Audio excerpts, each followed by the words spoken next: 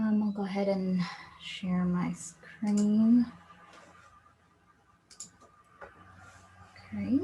Can everybody see? Yep, we can. Okay. And all right. Is everybody seeing this slide? Yes. Okay, wonderful. Um, my name is Camille Hartman, and I am a graduate student at Penn State University in the GIS program. I will be presenting on stewardship governance model analysis for pesticides management, assessing potential pesticides exposure to communities.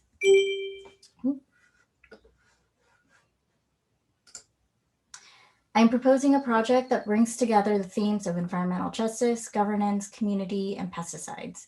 My presentation will start with a background on environmental justice, the ongoing fight for environmental or climate justice, and the top-down governance approach. Then I will introduce my research questions before talking about my goals and objectives.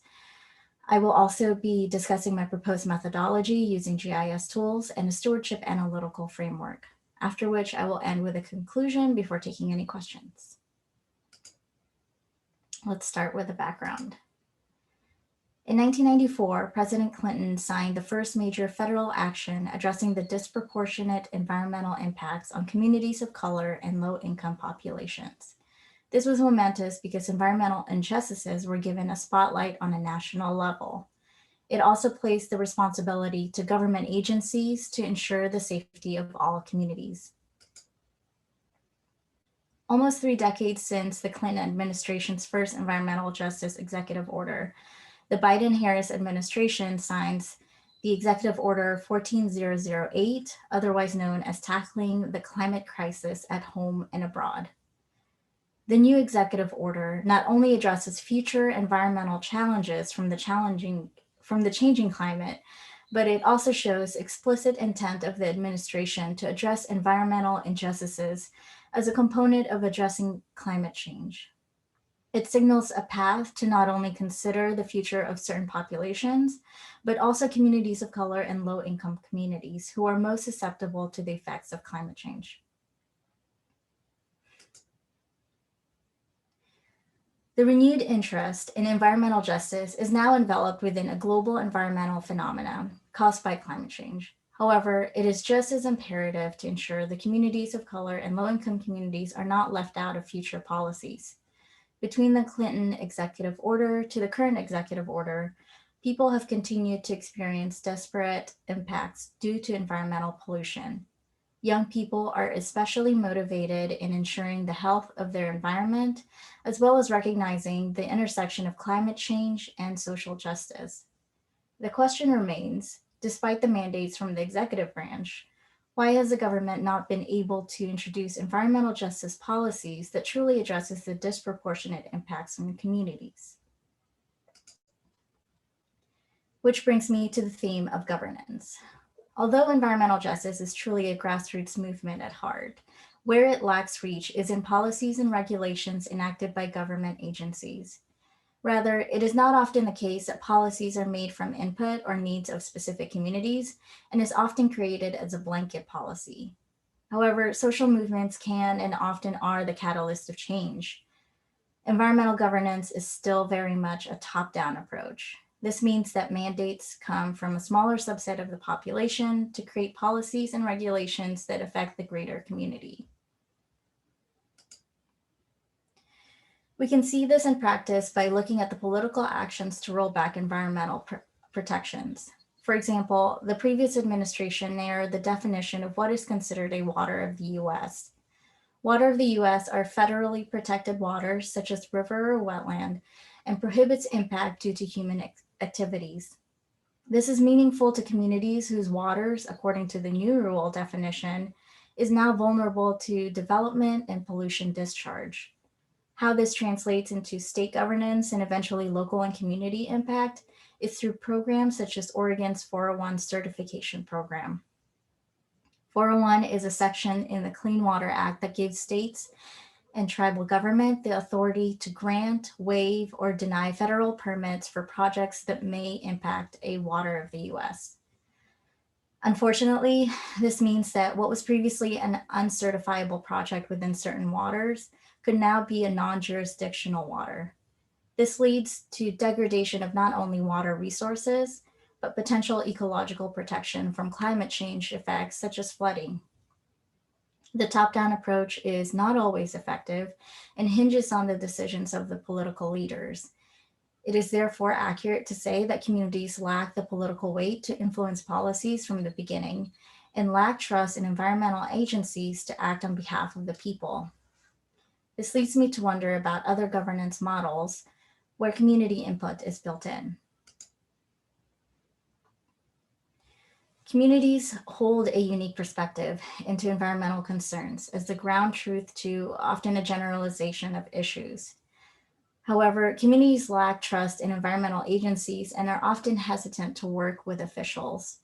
Rightfully so, government agencies have historically fallen short on environmental justice efforts. In her recent book, From the Inside Out, Harrison interviewed government employees from different agencies to evaluate the general attitude towards environmental justice efforts within government. Among the responses are sentiments such as, "We are a regulatory agency, not an advocacy group," or "Not all leadership are supportive of the effort, and therefore employees are left with little resources and time to develop an EJ action plan." An important sentiment from Harrison's book is the concept of expertise. For example, government agencies hire specialized scientists and engineers to make informed decisions based on data. Some, according to Harrison, are reluctant to take public narratives as viable information sources because they are, quote, "often lacking in sufficient expertise," end quote. This perhaps could be one reason for mistrust between public and government agencies.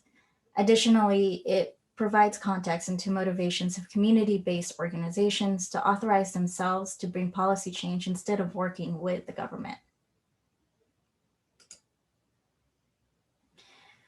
A great example of community effort enacting change in government is the case of Triangle Lake or Highway 36 corridor.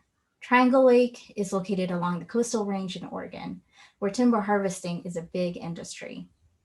According to Oregon Health Authority, community members were concerned over exposure to aerial application of pesticides after a clear-cutting event. In 2005, a group of community members urged Oregon Department of Agriculture to address their suspicions of pesticides drift. By 2011, the community group, acting on their own, sent urine samples to a researcher from Emory University in Georgia to test for the presence of pesticides. Results came back positive, which then prompted government agencies to work together to conduct an exposure investigation.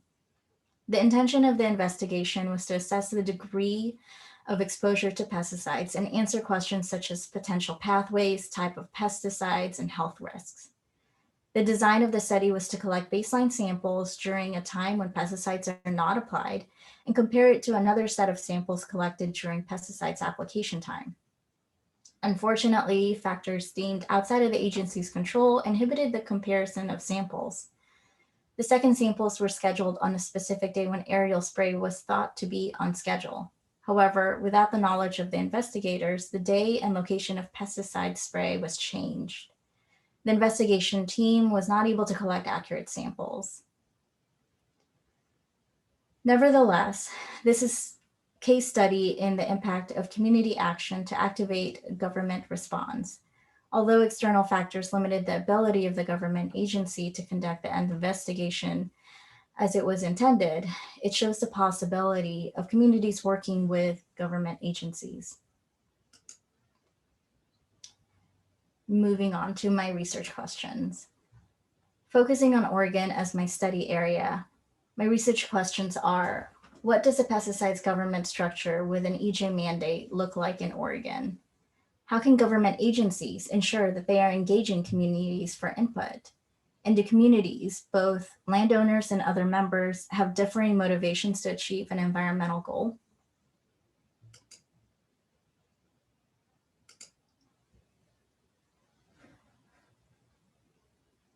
My goals and objectives are to identify communities who are most likely at risk of pesticides exposure in Oregon, Translate the stewardship governance model onto a map, and conclude if stewardship outcomes are effective in bringing community level change, especially one that is in service of bringing environmental justice.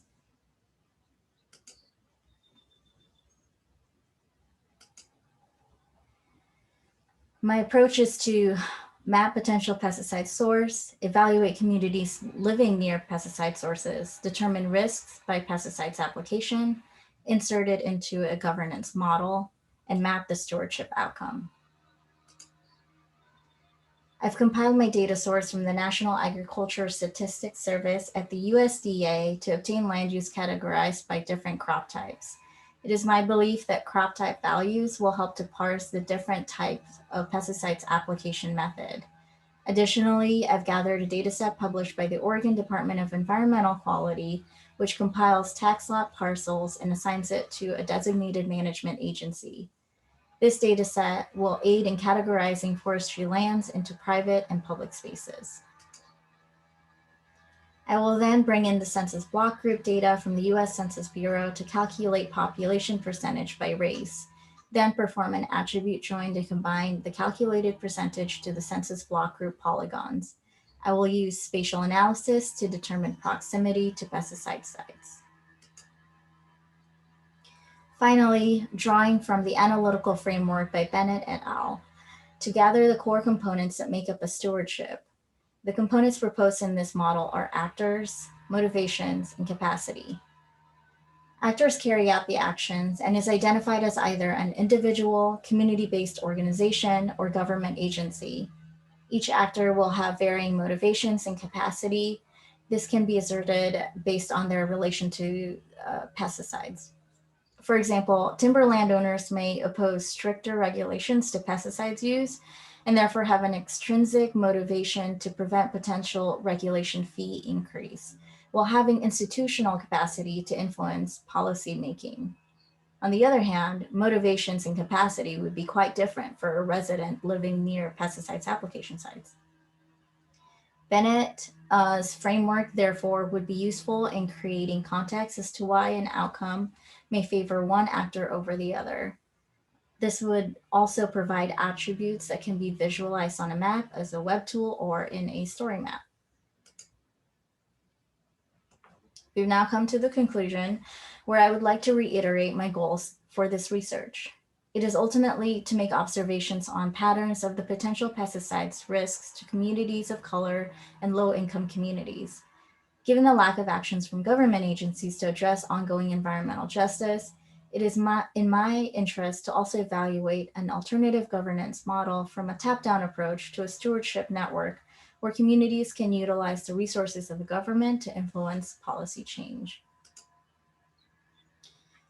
With that being said, my anticipated results are that communities of color and low-income communities are highly susceptible to pesticides exposure due to their proximity to pesticide source. An environmental stewardship is an effective way of integrating community voices. However, I am uncertain if this will result in stricter regulations for landowners or corporations. By visualizing a stewardship network and all of its components, it could provide valuable insight into where to focus stricter regulations.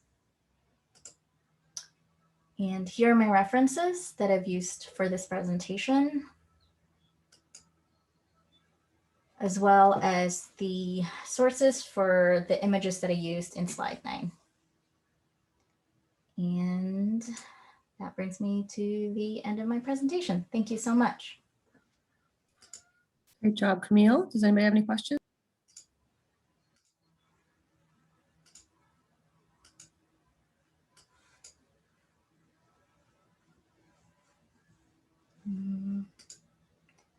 Sorry, I've looked for the chat. Yeah, if you stop sharing, you might be able to see it better. There's no questions yet, but I'm sure people are typing. Great.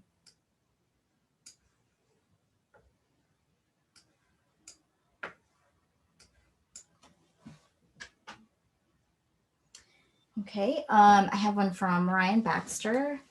Great talk and project idea. I was wondering if you could tell me more about where your crop/pesticides data may come from.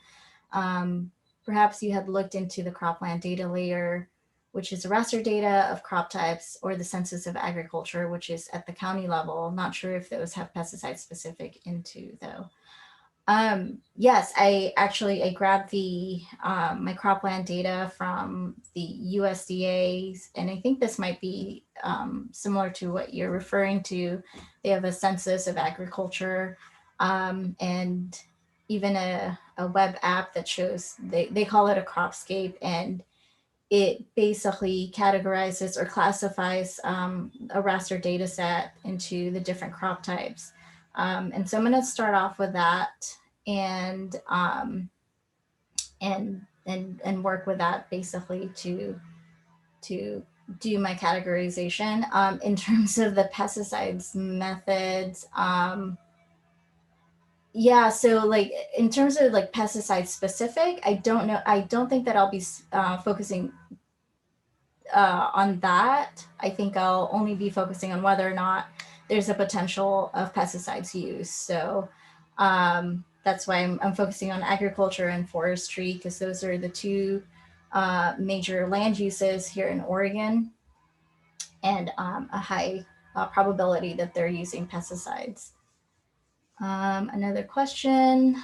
Do you anticipate sharing this data with community groups, and what do you hope they will get out of your data? I mean, I would love to have this be a community tool as well as an agency tool as well. I think it would be great to kind of have a platform where both the community and government agency can kind of come together and look at the same data and then come up with questions and further actions from that. So yeah. I have another comment here. A scientific result that is not trusted by the public cannot contribute to society and will be diminished as a result. How will you specifically address the human issue of building trust? Great question. I think my idea is by providing agency, and I mean that as in allowing the communities to have some sort of data that they can bring then to the agency, similar to the group that did their own urine sampling, by kind of bringing that to an official, that they might be able to kind of say like, hey, trust in us because this is what we're talking about, despite the fact that we don't have like a scientific background. If that answers that question. Would you be able to compare your expected use of pesticides based on cropland type with a sample area that is known to have pesticides applied? Yes.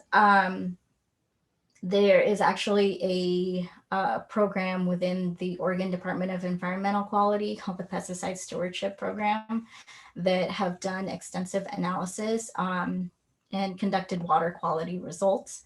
From looking at the program and what's been published, however, it seems that it's lacking in community input. So there's a lot of the raw data of the type of pesticides and you know, potentially, you know, what they've been able to detect in waterways, but not really sure on how it directly affects the communities or which communities it affects.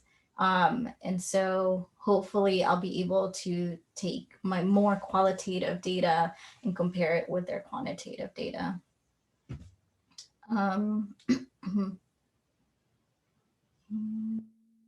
Another comment, I think you're right that you can make assumptions about the potential for pesticides exposure based on whether there's agricultural activity or not. Thank you, everyone. Can I answer any more questions for you guys? I think that looks like that's it for now. Maybe what we've been doing in the past couple presentations, maybe you can share your email address, and if anybody has any follow-ups, they can send those to you. Yes, I'll go ahead and put my email address in the chat. And if you can think of anything else or any other feedback for my project, I would really appreciate it. Great, great job.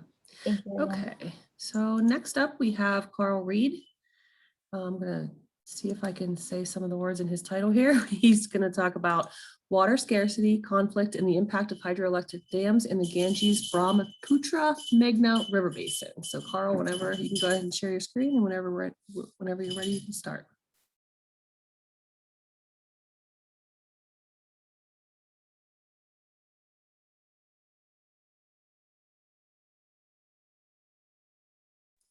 And we don't hear you yet, so make sure you're unmuted.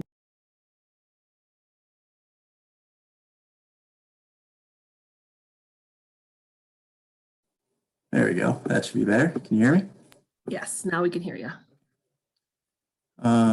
So thanks everybody for attending my presentation. I hope everybody had a good weekend. And I want to thank Dr. Birkenholtz for guiding me through the process and providing insight throughout my project, which is water scarcity, conflict, and the impact of hydroelectric dams on the Ganges, Brahmaputra, Meghna River Basin. It's a mouthful.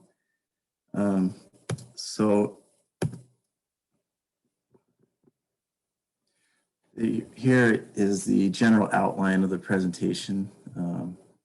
Pretty straightforward. And so in our daily lives, we may not think of water as a commodity, but fresh water is crucial for agriculture, industrial processes, power generation, and just in the general day-to-day life throughout the world. However, fresh water is a finite resource, and its availability is being diminished by climate change, population growth, industrial pollution, and a loss of forested watersheds. And freshwater extractions have tripled over the last 50 years. And this is primarily because of increasing industrial use as well as population growth. And because of these increasing freshwater withdrawals, the intelligence community estimates that by 2030, water resources in already water scarce areas will be reduced by between 10 and 30%, and that by 2025, 1.8 billion people will live in regions with complete water scarcity. So we have an increase in the demand for fresh water, and at the same time, a downward trend in availability. Because of this, both intelligence community assessments, academia, and NGOs estimate that water will be the source of future conflicts. And these conflicts may arise from extended drought, crop failure, competition between industries, and result in potential mass migrations. And it's important to note that competition between industries could mean agriculture, power, in general, these conflicts can occur in the transnational or intranational, and the literature supports primarily intranational conflict. So here is a map depicting water depletions from mostly the Middle East through Southwest Asia. And this region is home to 12 significantly water scarce countries. 12 of the 17 most water scarce countries in the world are located in this stretch of land. And I want to point out Syria as a kind of a template of how water conflicts typically progress. As you can see in this map, in the left-hand side or by the Mediterranean, it is in a region of high water depletion. And one of the primary factors I forgot to mention on the previous slide is that in addition to climatic events, government policy plays a significant role in the detriment of water scarcity. So in Syria, the Assad regime had a program that incentivized irrigated agriculture despite the drought that was ongoing. So by the early 2000s, almost 50% of all agriculture in Syria was provided by irrigated with groundwater. And by the mid 2000s, 80% of groundwater withdrawal rates were greater than the rates of recharge. So you have a very unsustainable practice. And as the drought intensified and continued, crops failed, and those in the rural areas were forced to migrate to urban areas, resulting in social tensions, high unemployment, and food shortages. So these factors allowed extremist groups to exploit the dissatisfaction of the residents, ultimately leading to a terrible civil war. While my study doesn't focus generally on this area, it does show trends that could easily happen in my study area and throughout the globe. So as we saw in Syria, water-related conflicts are complex and include many facets. These include competition between industries. And globally, agriculture accounts for over 90% of all consumptive freshwater use, while industrial, power, and domestic sectors account for only 7%. However, moving into the future, power generation, specifically from hydroelectric dams, is an increasing source of water consumption in many developing areas of the world. So you would think that large water transfer projects, otherwise known as dams, would be beneficial to the population. The primary goal is to store water for dry periods as well as control flooding events. However, there are unintended consequences, and these typically reduce downstream availability of fresh water, disrupt the sediment transport, leading to saltwater intrusion into groundwater, disrupting agricultural production. A hydroelectric project in Malamchi, or called the Malamchi Water Supply Mega Project in Nepal, has endangered the livelihood of 90% of the population who rely on agriculture. They also divert resources, not only freshwater, but economic resources.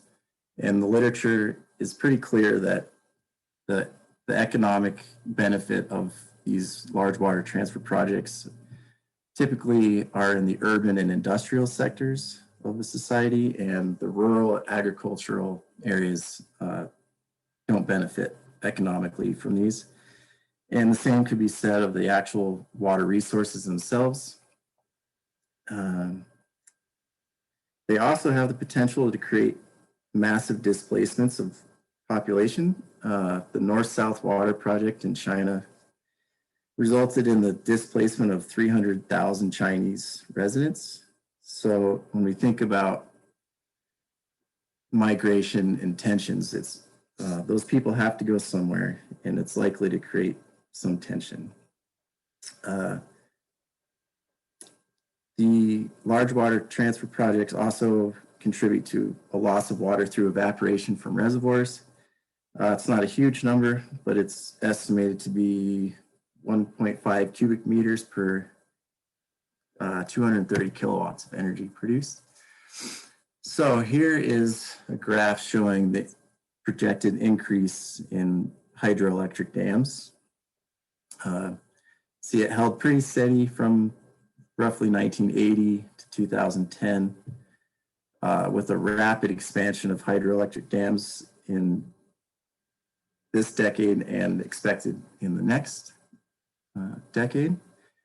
And the geographic distribution of these dams is not even throughout the globe. So as you can see, a high proportion of the planned and under construction dams are located in the Himalayan region. And for this reason, I chose the Ganges Brahmaputra Meghna River Basin as my study area. It's kind of a good study area to me because it is home to over 600 million residents. It's an area with long-standing social tensions, both internal and external. So it seemed like a good place to study the relationship between conflict and water scarcity.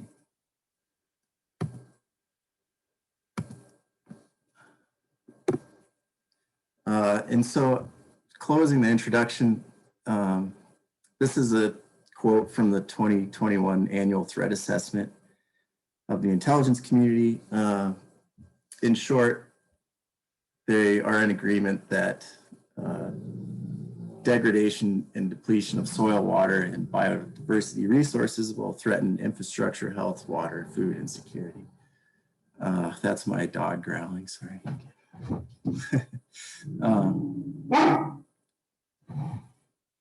Okay, so the goals and objectives. The objectives of this project is to determine the relationship between water scarcity and conflict and examine the potential impacts of hydroelectric dams on this relationship. So general anticipated workflow. I'll get into more of these data sets in the upcoming slides, but essentially on the left here, I will clip several rasters in my study area, combine the rasters to create a scarcity index layer, and then conduct a statistical analysis on that scarcity layer and relate it to the conflict data. So the first data set is the GRAND, which is Global Dam and Reservoir Database. It includes a georeferenced location of over 7,000 dams throughout the world. It also contains the latitude and longitude and capacity of dams currently under construction. And in my study area, there are 83 completed dams and 414 planned dams. And the primary attribute I'm interested in this data set is called the degree of regulation. And that is a measure of the kind of the impact that a dam has on the river system. And that is the ratio of upstream discharge and the capacity of the dam. So the higher the degree of regulation, the more impact the dam has. And in the literature, the degree of regulation greater than 2 is considered high. So that will be something I'll be looking at when I am conducting my analysis. The next data set is the hydrosheds, again, clipped to my study area. It's produced by USGS using DEM data sets captured during the shuttle radar topography mission. And the DEM was used to create the stream networks, watershed boundaries, lakes, accumulation data. Basically, all the river data in my study is from this database. It's resolution of approximately 30 kilometers. I'm will also be using the Global Land Data Assimilation System provided by NASA. And it's a multi-dimensional raster. So it has multiple temporal features within the same raster. Makes it really nice to do trend analysis with. So this data will provide me with the soil moisture, temperature, evaporation, It's also a resolution of 28 kilometers and available from 2000 to 2021. I will be also using water gap model. So this takes into account not only evaporation, but groundwater depletions from human activities as well.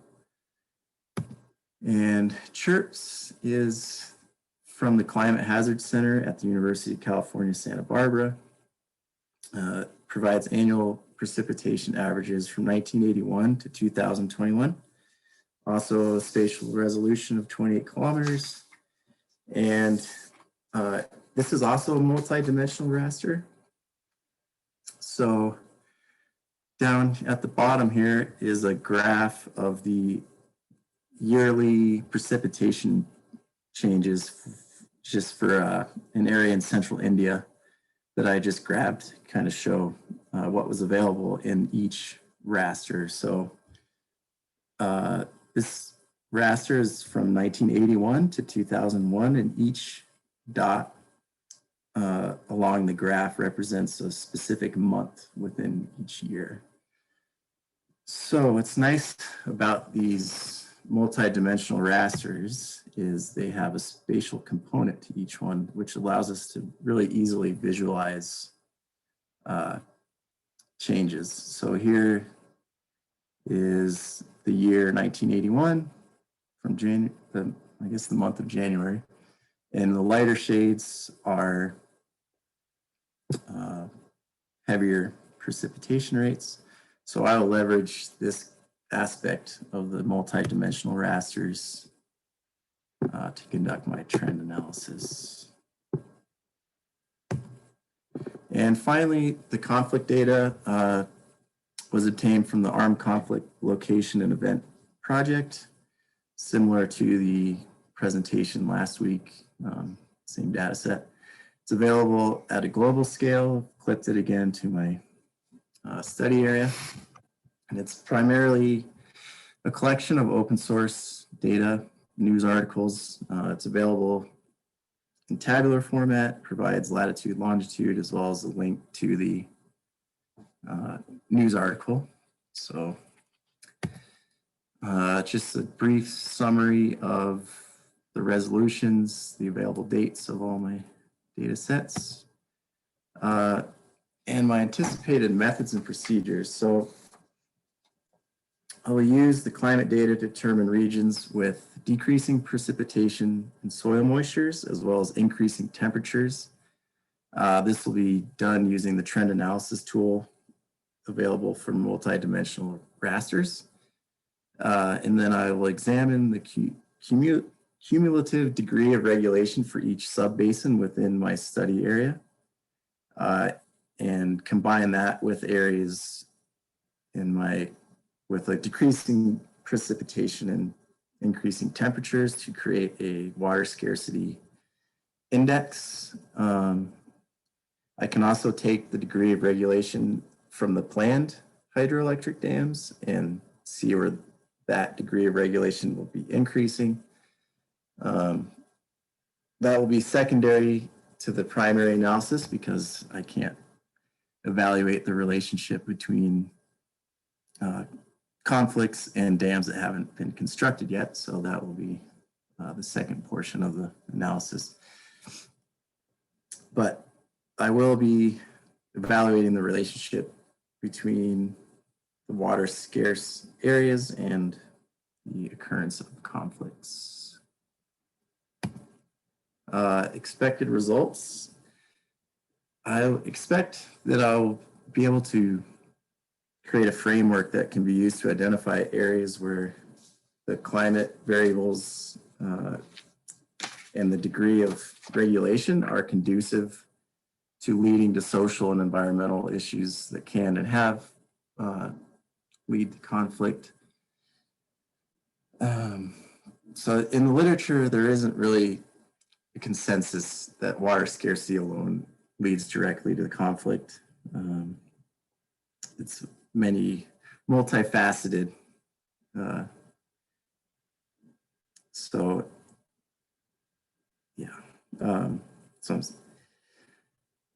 I anticipate finding areas where the climate and degree of regulation will contribute to the social factors that lead to conflict. Project timeline, pretty straightforward. I'm planning on taking the second portion of this in the fall. So throughout the summer, I'll be doing my data manipulation and analysis, synthesizing the results, begin and revise the final paper, and throughout the fall, revise and complete final paper, present at a conference. Conferences, I've been looking at several.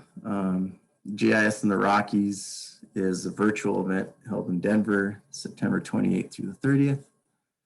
USGIF Symposium, October 5th through October 8th. GIS Pro by Urissa, October 3rd.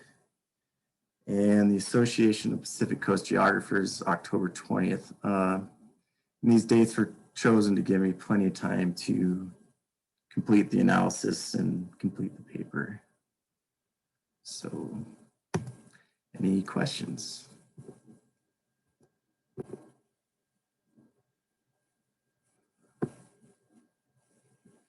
Okay.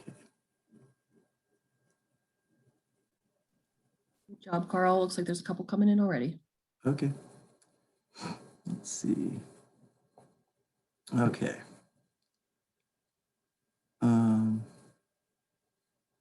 So, am I getting any assistance from sections of the U.S. government? I am not currently. Although, I mean, some of the data is provided by the U.S. government. I haven't been in communication with anybody.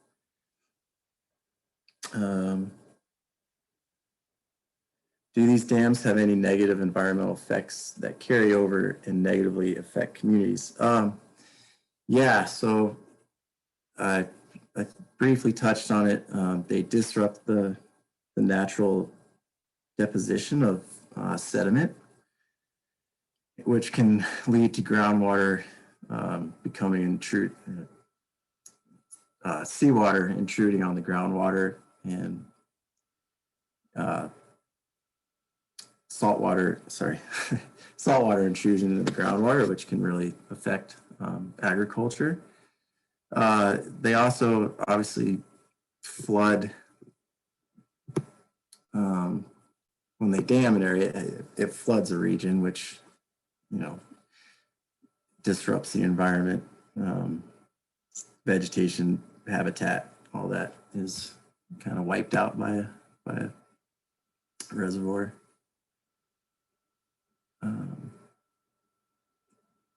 Right, yeah, they block fish. I would think that a large reservoir would block a lot of migratory routes for many animals. So there's definitely a big environmental impact for the dams in the reservoirs. So that's a two-part. Are there areas that might cause conflict over a resource linked to water? You know, that's a good question. I would think obviously agriculture is greatly impacted by construction of dams in the reservoirs, but sure, other industries could be as well, for, you know, timber, any number of industries. The number of planned dams is astounding. Is there permitting and or regulation that involves consultation with populated areas downstream? Sometimes. I think, you know, some of these large projects in areas like China, there isn't a whole lot of communication or input from the public. I think the governments just say, we're putting in a dam here and you have to leave.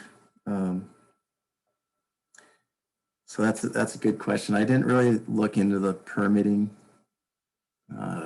aspect of that.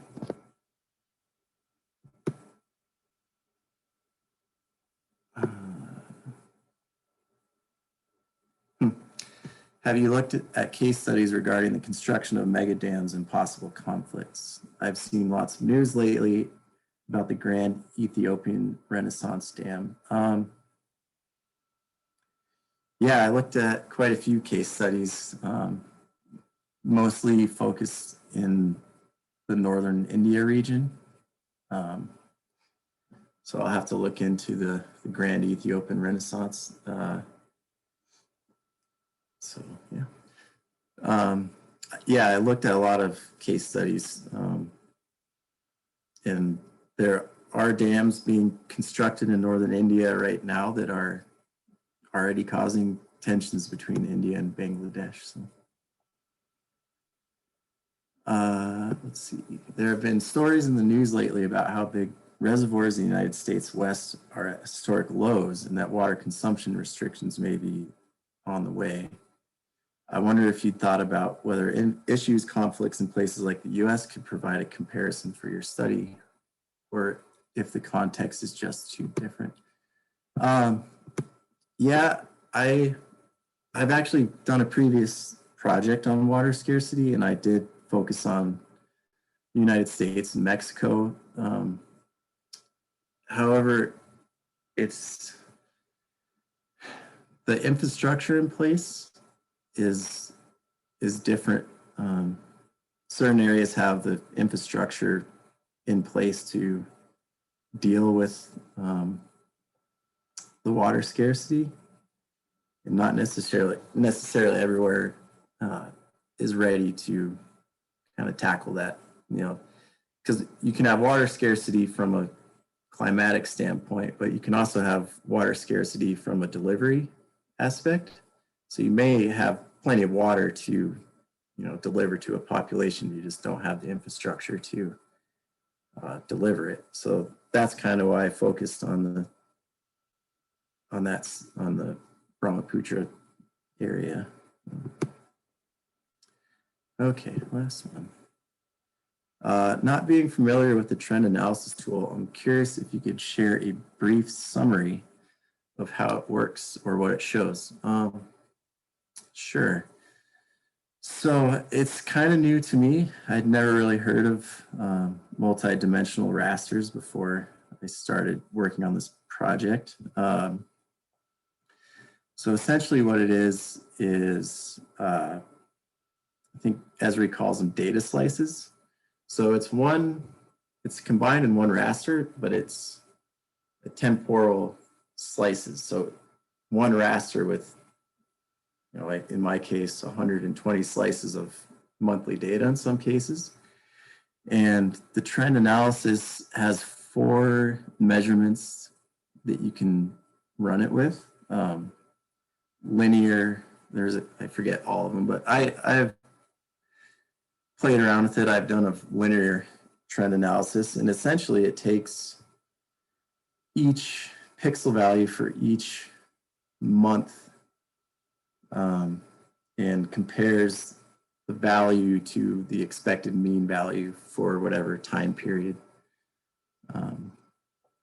you're looking for. So with, say I have a multi-dimensional raster from 1980 to 2000, I can pull out a subset and look at 1990 to 1995 and run a trend analysis, and then we'll take essentially the best fit regression for each pixel value, and it gives you back a departure from the expected mean, either plus or minus. So I'm not sure if I explained it or not, but so the output is a map showing. I don't think I included one. Yeah, I don't think I included it, but essentially it'll give you back a map where each pixel value is plus or minus the expected mean for the time period of your data. That helps, or it confuses you even more. Okay, lots of good questions. Thanks, Carl. Great job. If you want to stop sharing, and Nick Martin is next. He's going to, his title is, oh, let me make sure I have this here. Yep, so his title is Testing the Trophic Cascade Hypothesis in Yellowstone National Park. Aerial photography 25 years after wolf reintroduction. So Nick, whenever you're ready, you can start sharing. All right, thank you, Beth.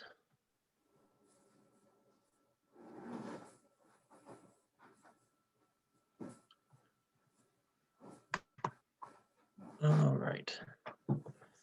Take it everybody can see that now? Yes, we can. Excellent. Hello, everyone. My name is Nicholas Martin, and today I will be sharing my presentation on testing the trophic cascade hypothesis in Yellowstone National Park with historic aerial photography 25 years after wolf reintroduction. Trophic cascades are an important concept for understanding how many different species interact with each other and their surrounding environment. Trophic cascades occur through a top-down process when a predator species has an indirect effect on food webs within an ecosystem, one or more intermediary species, such as can be seen here with wolves, elk, and of course, a vegetation below that. So how do trophic cascades work? As can be seen here in Figure 1, when a predator is present, they control the intermediary species through predation or altered behavior due to predation risk. This in turn can reduce herbivory on plant species and in some cases reduce predation on prey species from mesocarnivores. However, the loss of a top predator can also influence the ecosystem by releasing prey species from predation and predation risk, thereby resulting in an abundance of prey species, which leads to increased herbivory and decrease in vegetation. The occurrence of trophic cascades has been well documented among many different ecosystems, ranging from terrestrial to marine and freshwater ecosystems. One example of a trophic cascade occurred off the west coast of Washington between sea otters and sea urchins, where a decrease in sea otters led to an increase in population levels for sea urchins. This increased herbivory and resulted in a decrease in kelp forests.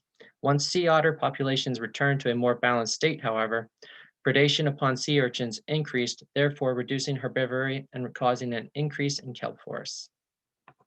Another example of a trophic cascade occurred in the Salati Game Reserve located in Limpopo province of South Africa, where certain mesocarnivores such as black-backed jackals changed their behavior in response to the presence of lions. However, the research done on this trophic cascade found evidence that also contradicted the theory that a cascade was occurring, as other mesopredators such as leopards and side-striped jackals remained unaffected by lions. These examples represent how widespread and important trophic cascades are, while also highlighting the fact that trophic cascades can occur through a consumptive effects where predators decrease prey species or through interactions that do not involve killing and eating, but instead manifest as changes in prey or mesopredator behavior, or other traits in response to the perception of predation risk. These examples also highlight some of the effects of trophic cascades, such as maintaining a balanced ecosystem through releasing vegetation from herbivory. This not only increases vegetation and habitat for other species, but also stabilizes stream banks and riverbanks. While trophic cascades occur in a wide variety of ecosystems, they cannot be universally applied to every ecosystem. My research project undertakes to examine the changes within the ecosystems in the greater Yellowstone area and Yellowstone National Park. To accomplish this, I have selected a section of the Gallatin River as, oh, my apologies.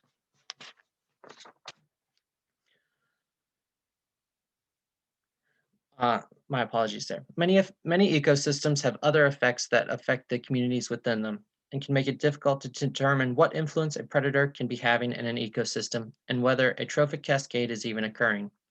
Not only that, but areas where top predators had been removed or disappeared from only to have them reintroduced can also have trouble reestablishing a trophic cascade. Changes in environmental conditions or land use, as well as conservation efforts during the predator's absence, can interfere with an ecosystem's return to its previous state.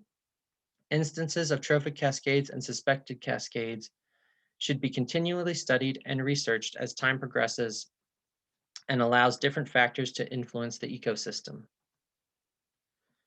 One instance of a presumed trophic cascade has been occurring in Yellowstone National Park since 1995.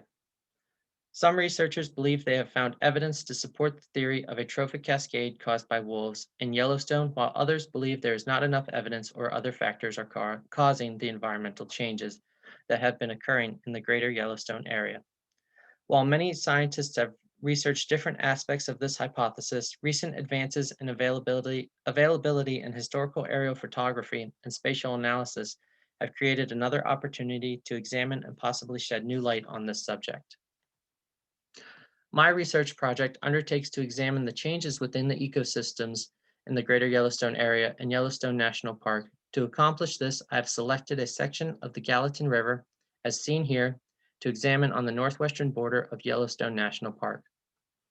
The area I have selected is approximately 171 square miles to allow for overlap with aerial photos so that the photos covering the river can be oriented properly with the landscape using surrounding photos.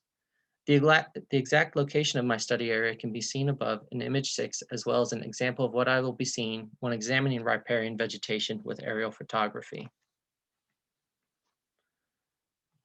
The situation in Yellowstone began in the early 1900s with the persecution of wolves and started to become a problem in the mid-1920s with the extirpation of wolves in the greater Yellowstone area.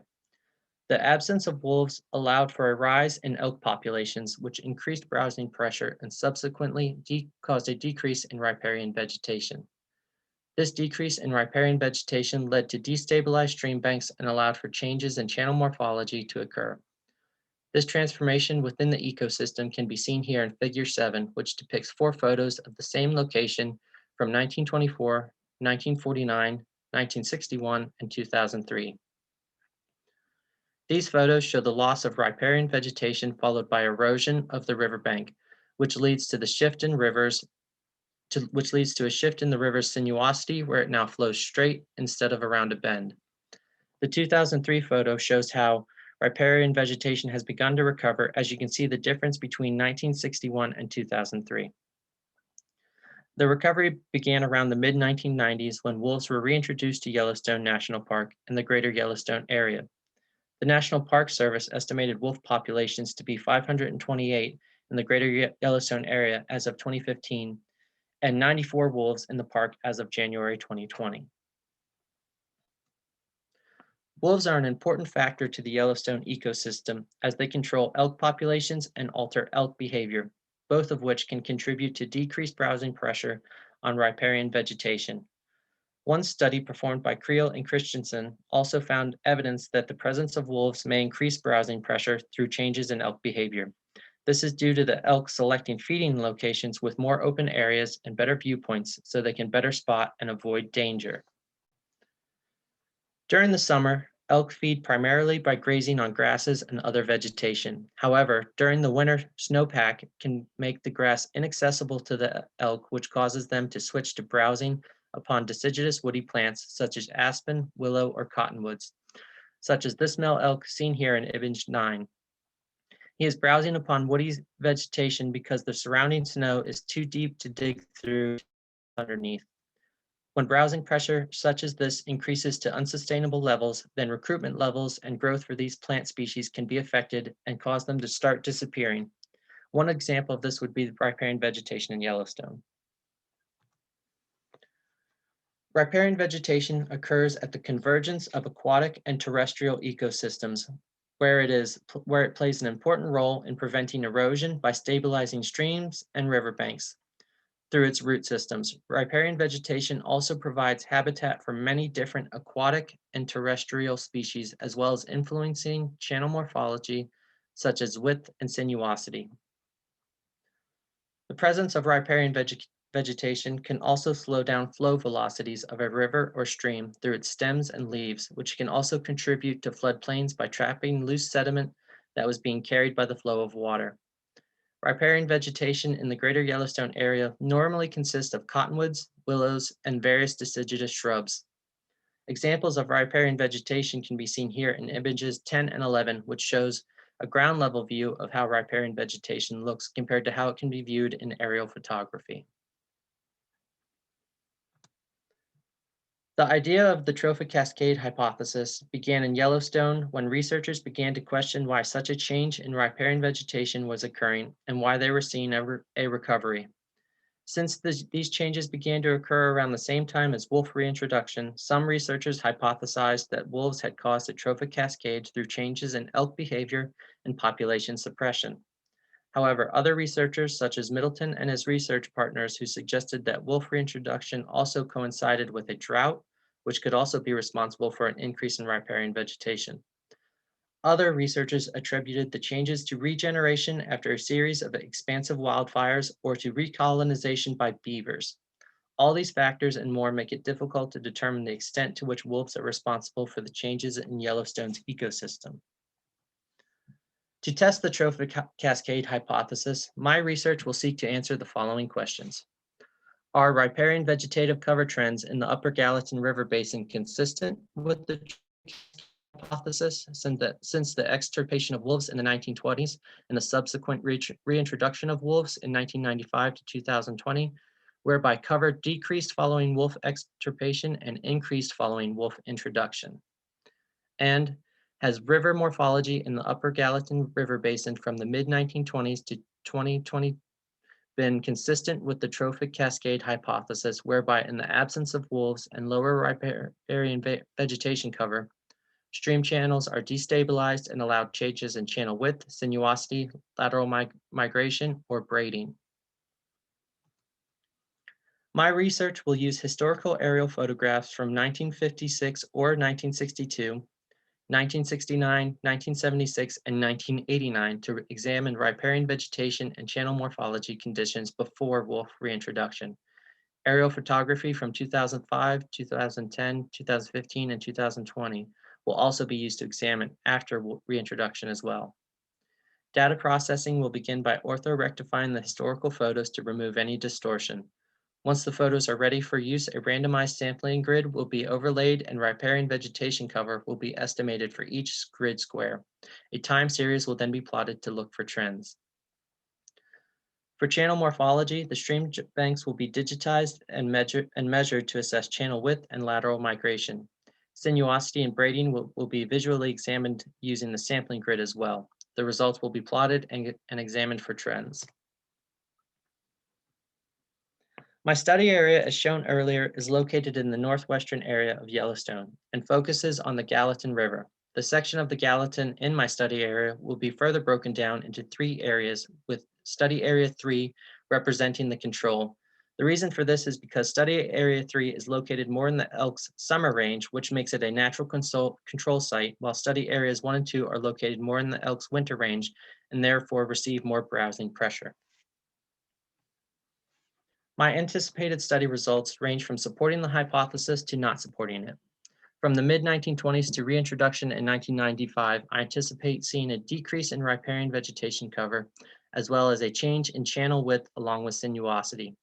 Lateral migration may be more difficult to see due to the scale of the historical photos, so results may be inconclusive.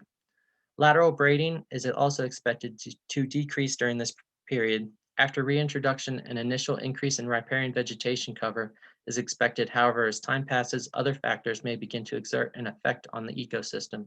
So I may see recovery slow down or pull back. Seeing a recovery in channel morphology may be difficult as this is not a fast process, so there may be no change in channel morphology seen, or there may be an increase in sinuosity as well as braiding. I expect to see little to no changes in channel width and lateral migration after reintroduction. Trophic cascades play a very important role in many different ecosystems, many of which need continued research and study so that these interactions within ecosystems can be understood and maintained. And that concludes my presentation. Does anyone have any questions?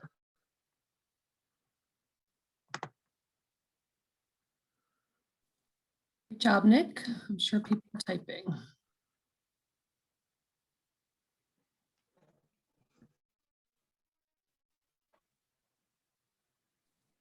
While people are typing, I was just curious if you have any personal connection to Yellowstone, or what made you choose that area?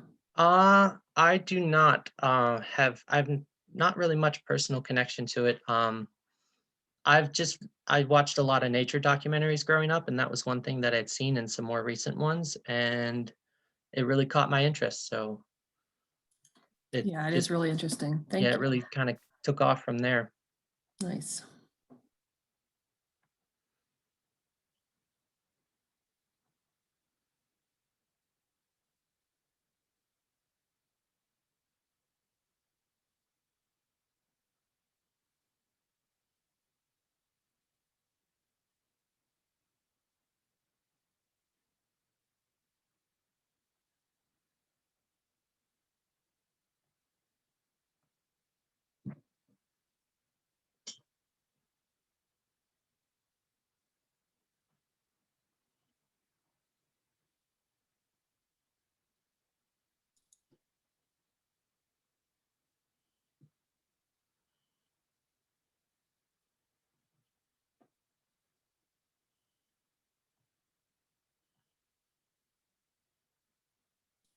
Does anybody have a question?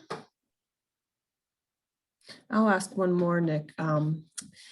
So do you think that, and this is probably hard to know, but have you read much about what the ranchers' feelings would be if you determine that there is, this connection or not, just based on legislation and trying to convince them that wolves are or aren't a problem?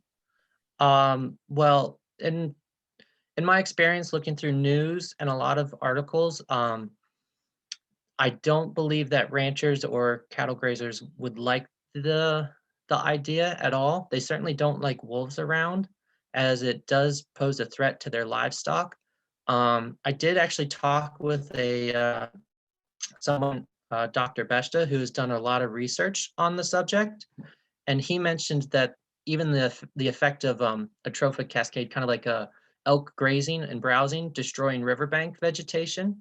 The ranchers certainly don't like that idea, because free range grazing is a very big aspect out in the Northwest, and a lot of ranchers feed their cattle and livestock off of free range grazing, where they can just graze on public lands with impunity, and it destroys a lot of stream and river banks. And so I would assume that ranchers wouldn't be too favorable to the idea that this is like scientifically proven to be the case. Right, right. Yeah, it's complicated. There you have another question. All right. Colorado State and the NPS have ongoing work with elk exclosures in Rocky Mountain National Park that target riparian areas. Those projects would likely have a bunch of useful resources, or would be potential comparison for your work. Yes, they actually absolutely would. Thank you, Michael. I'll definitely have to look into them. I have found a lot of literature and resources that compared trophic cascades, and a lot of them in wolves specifically, and how they affect different prey species.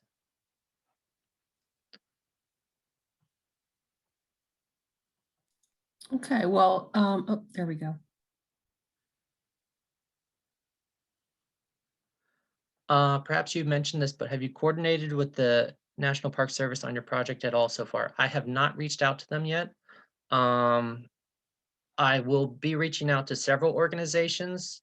I don't know about the National Park Service initially. I will be contacting like the USDA for different historical images and stuff like that. But the National Park Service, I may reach out to them at the moment. I'm not decided on that yet. Okay, great job. Well, you could maybe put your email address in the chat as well in case anybody has some follow-up questions. Yeah, absolutely. Okay, and then there's another comment. Oh, we, Riparian, and Alex Club's lab have 360 images of the exclosures. Let me know if you'd like to access them. Awesome, thank you. I will let you know. Okay, so our next presenter Philip, if you want to go ahead and start sharing. Philip's title is Using Geolocated Proxy Sensor Systems to Assess Spatiotemporal Stability of Seasonal Wood Biomass in Northern California Vineyards. So whenever you're ready. Hi there, are you all able to hear me okay? Yes, we can. All right. Well, hello everybody. Of course, my name is Philip, as you just heard. I'm very excited to be here today, presenting to everybody. And today I'm going to be discussing my proposed project using geolocated proxy sensor systems to assess spatiotemporal stability of seasonal wood biomass in Northern California vineyards. I want to extend a special thank you first to my advisor, Michaela Centenari. And with that, let's jump right into it. Simply put, California is a wine-producing powerhouse of a state. We have over 600,000 acres of vineyards, which produce around 80% of America's wine supply every year. In 2019 alone, California produced an estimated 4.2 million tons of wine grapes that were processed into just under 3 billion standard-sized bottles of wine. There's so much wine made here that if it were a sovereign nation, we'd be the fourth largest producer in the world, behind only Italy, France, and Spain. The important takeaway here is that the state contains a lot of vineyards of all different calibers, and effective long-term management of them is extremely important for the state economy and the livelihood of local growers. One of the most essential components of managing a vineyard is understanding the size, health, and production capability of the vines. Quantifying the size of vegetative tissues of a vine or a vineyard allows growers to understand their annual crop's performance. This information is even more helpful in the context of other vine metrics like crop yield. Assessing the relationship between fruit yield and vegetative vigor helps growers find a balance in their vines so that they may achieve the largest amount of high quality fruit without overcropping their vines and causing long-term health problems. Growers may use their vine size data to guide their pruning or other operational decisions throughout the year, or may attempt to predict future performance using well-established relationships in scientific literature. So, what do growers do with all this data, and how are vineyards managed in the real world? Typically, vineyard properties of any size over a couple of acres are subdivided into blocks. Blocks are delineated for many different reasons that might contribute to variations in vine performance, such as different soil compositions, slope or aspect of the land, microclimates, vine spacings, or even just simply different grape varieties. Often these blocks represent a management unit for growers, and uniform treatments are applied within them, but many growers also may split their blocks into different subblocks. Some growers who are more adoptive of precision viticulture methods may even work towards variably applying management practices across space within a block. But regardless of how precisely the vines are managed, quantifying performance will always lead the way in making decisions throughout a vintage. So what kinds of tools do growers have to measure the size of their vines? Some of the more common strategies are shown here. On the left, we have a picture of someone taking a pruning weight measurement. Manual pruning weights are used reliably and have been done so for decades to understand vine size using simple measurements and well-established guidelines for most varieties of grapes. In this method, wood is manually trimmed from the vine during the dormant period of the year and is weighed using a hanging scale. It requires hands-on work, and though it is reliable for gathering point data, it is not well suited for gathering data of high spatial resolution or over large geographic areas. One of the faster and easier ways for growers to assess relative vine vigor over space is through NDVI or other aerial indices. Typically obtained through aerial photographs, these methods can provide data across a wide swath of vineyard with low physical effort compared to pruning weight, but there is one major setback. Vegetative indices are great for defining variations of vine size and relative strong and weak zones, but so far have not proven useful for measuring quantified actual vine size. In recent years, a new, fast, and accurate method of quantifying absolute vine size has emerged in a PhysioCap system. This sensor system mounts to nearly any farm vehicle and uses lasers to measure the diameter of each shoot with an accuracy down to 1/10 of a millimeter. Each measurement is geolocated and later is processed into a continuous raster layer of wood biomass distribution in the vineyard. The high collection speed and accuracy of measurements helps position PhysioCap as a useful tool for studying the spatial distribution of quantified vine size. So why bother studying vine size spatially? Understanding the heterogeneity of a vineyard and general growth patterns of variation could allow growers to either A, harness their variation and variably harvest their blocks, for different qualities or tiers of wines, or B, implement varied crop management practices to attempt to reduce variation and create a more uniform crop. Spatial and temporal dynamics of absolute vine size have been studied previously with mixed methods, but with similar results. One of the first studies was performed by Tessier in 2008. This project monitored vine pruning weight at 30 fixed sample points in a French Syrah vineyard for 7 years. Data was interpolated and analyzed using non-spatial statistics. Authors found that measurements of vigor varied significantly over space within a block, and that block level averages varied between years as well. Despite this, patterns of spatial variation were generally preserved from year to year, with high and low vigor zones remaining relatively constant. A 2013 study by Taylor and Bates took this research one step further by collecting pruning weight measurements for over 1,200 individual vines of a New York Concord grape vineyard for 3 years. The authors used a spatial statistical method to investigate their data and found the same results as Tessier. Patterns are generally preserved, while values might vary significantly both over space and over time. And the final relevant study I'd like to present you with was performed by Diaz in 2018.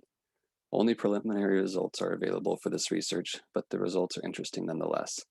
The authors used PhysioCap data from a massive database of measurements obtained in Champagne, France, and biomass data was examined for each block in the context of block-specific parameters like grape variety, row spacing, climate, and more.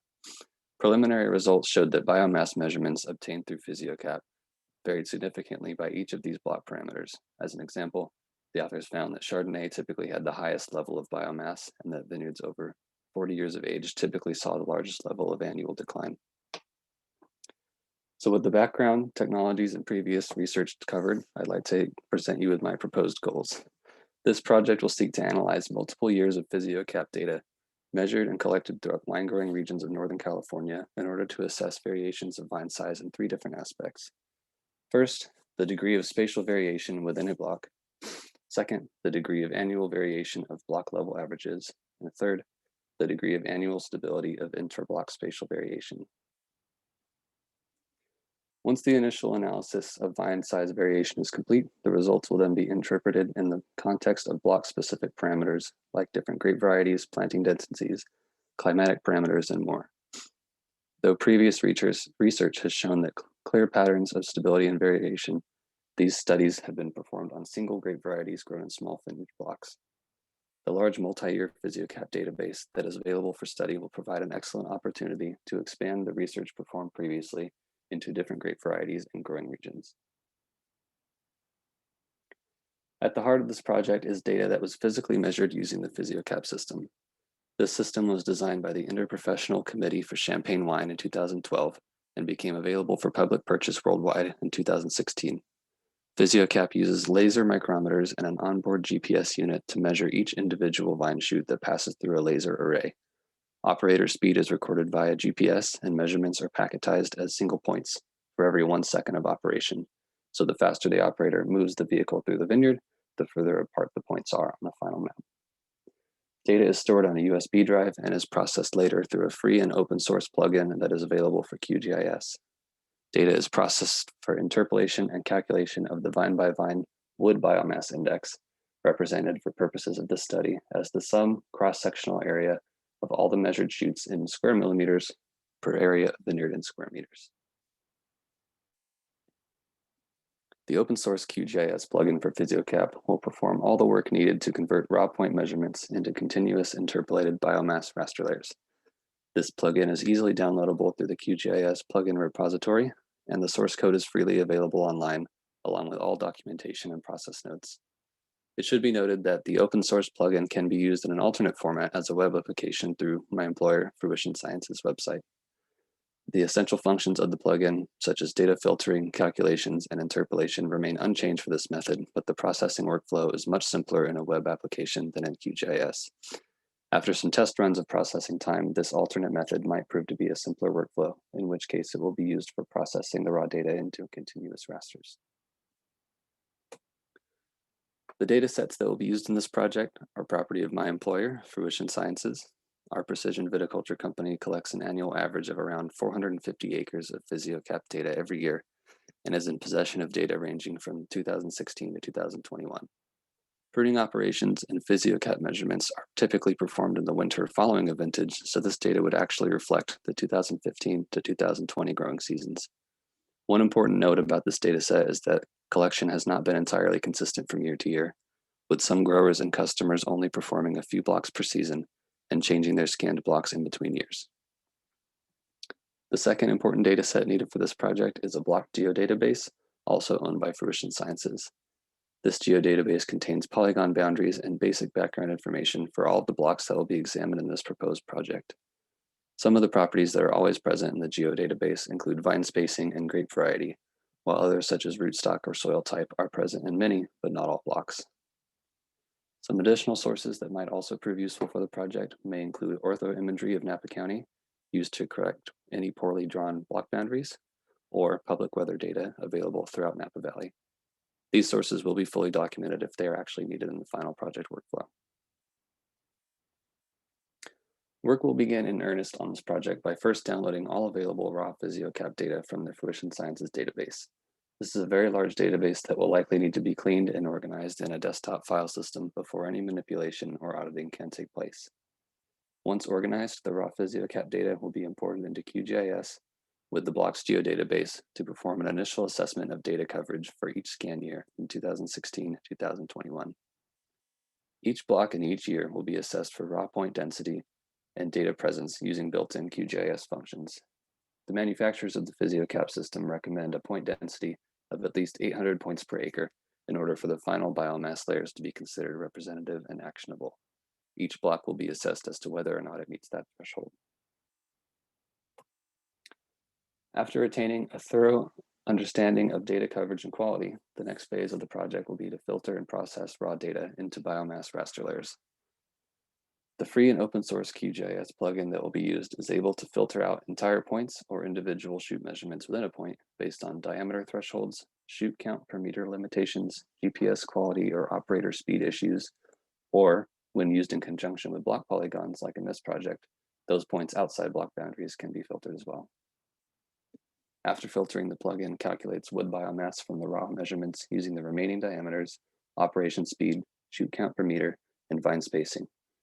Data is interpolated into a continuous raster layer using the inverse distance weighted method, also within the plugin.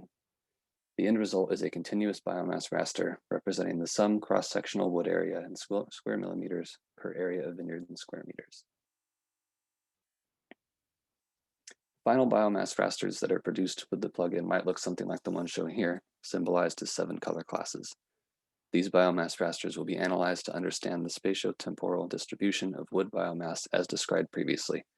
First, the spatial variation within the block will be examined, followed by the temporal variation of block level mean biomass values, and as the final step, each block will be assessed for the temporal stability of within block variation. That is, a quantified measurement of how stable patterns are between growing seasons. This final portion still needs some work, but most likely will use similar methods as the 2013 study from Taylor and Bates. The authors there used a k-means clustering method between years to assess pattern stability, as well as a novel approach called SSIM, normally used for analysis of distorted and reference images. The last portion of the data analysis will focus on interpreting the results from the previous section in the context of block metrics that have been discussed previously, like grape variety and soil type. Measurements of within block spatial variation, block mean variation over years, and temporal stability will all be joined to the blocks geodatabase and exported in a tabular format for analysis in Excel or another spreadsheet software. There are several challenges that are expected during the project. There are several challenges that will be expected during the project, but at the core of them all is the notion that all the data to be used was gathered as a commercial product and not as a research effort. This is not a controlled study, and as such, the data audit phase is highly important for understanding the limitations of what data is usable.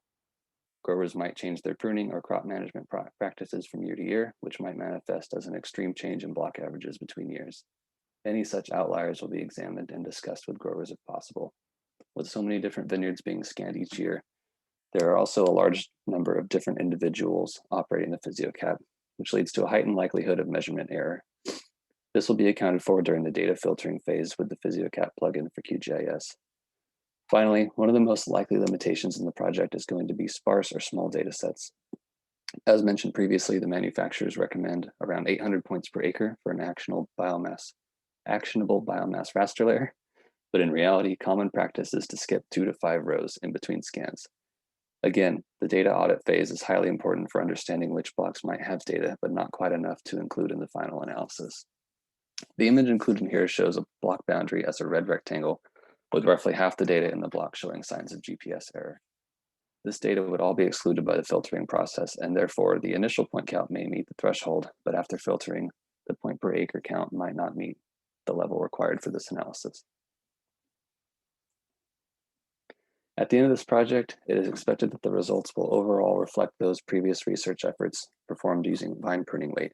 More specifically, it is anticipated that wood biomass will vary significantly over space and time, while spatial patterns will generally be preserved between years.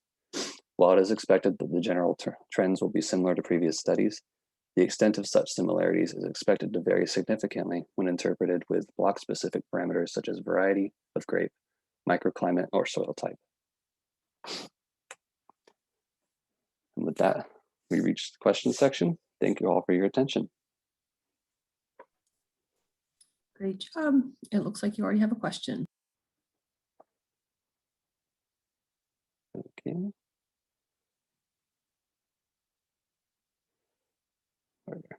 Sorry.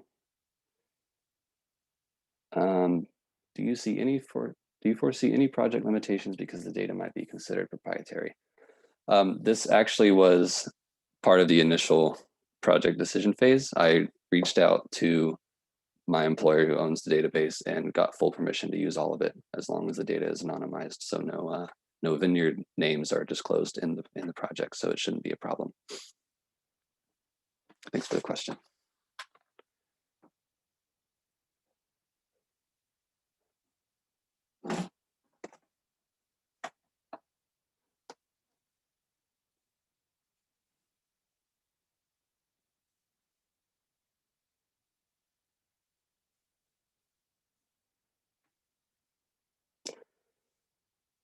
It looks like we got another question from Ryan.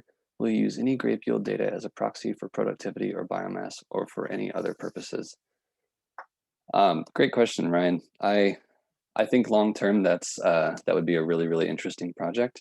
One of the biggest problems is that collecting grape yield data spatially in a high enough resolution is really difficult. There are some mechanical harvesters that record yield data as they harvest, but other than that, it's usually a hands-on operation. So that might be, if this project continues beyond this capstone, that might be the next phase. Looks like we got another question. Would you be able to extrapolate results for blocks with limited or no data from nearby blocks? I'm not entirely sure, but I would be hesitant to do so just because blocks are typically designated as blocks for a reason such as maybe it's a different variety, maybe it's a different soil, any of the factors I listed during the talk. So that's what I'm trying to investigate is what difference that actually makes. I'd be a little hesitant to extrapolate and override that.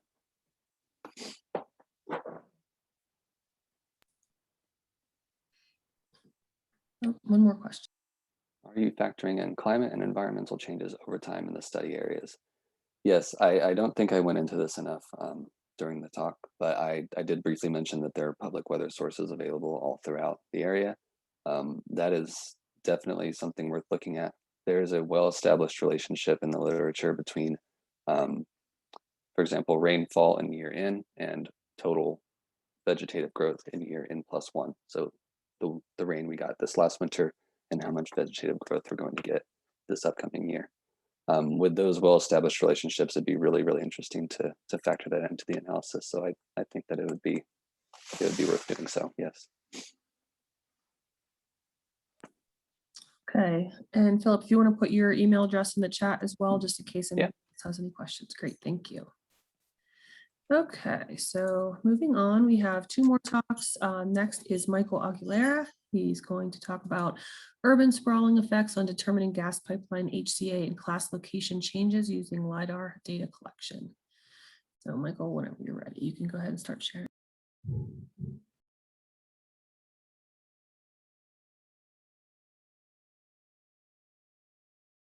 1 second, sorry.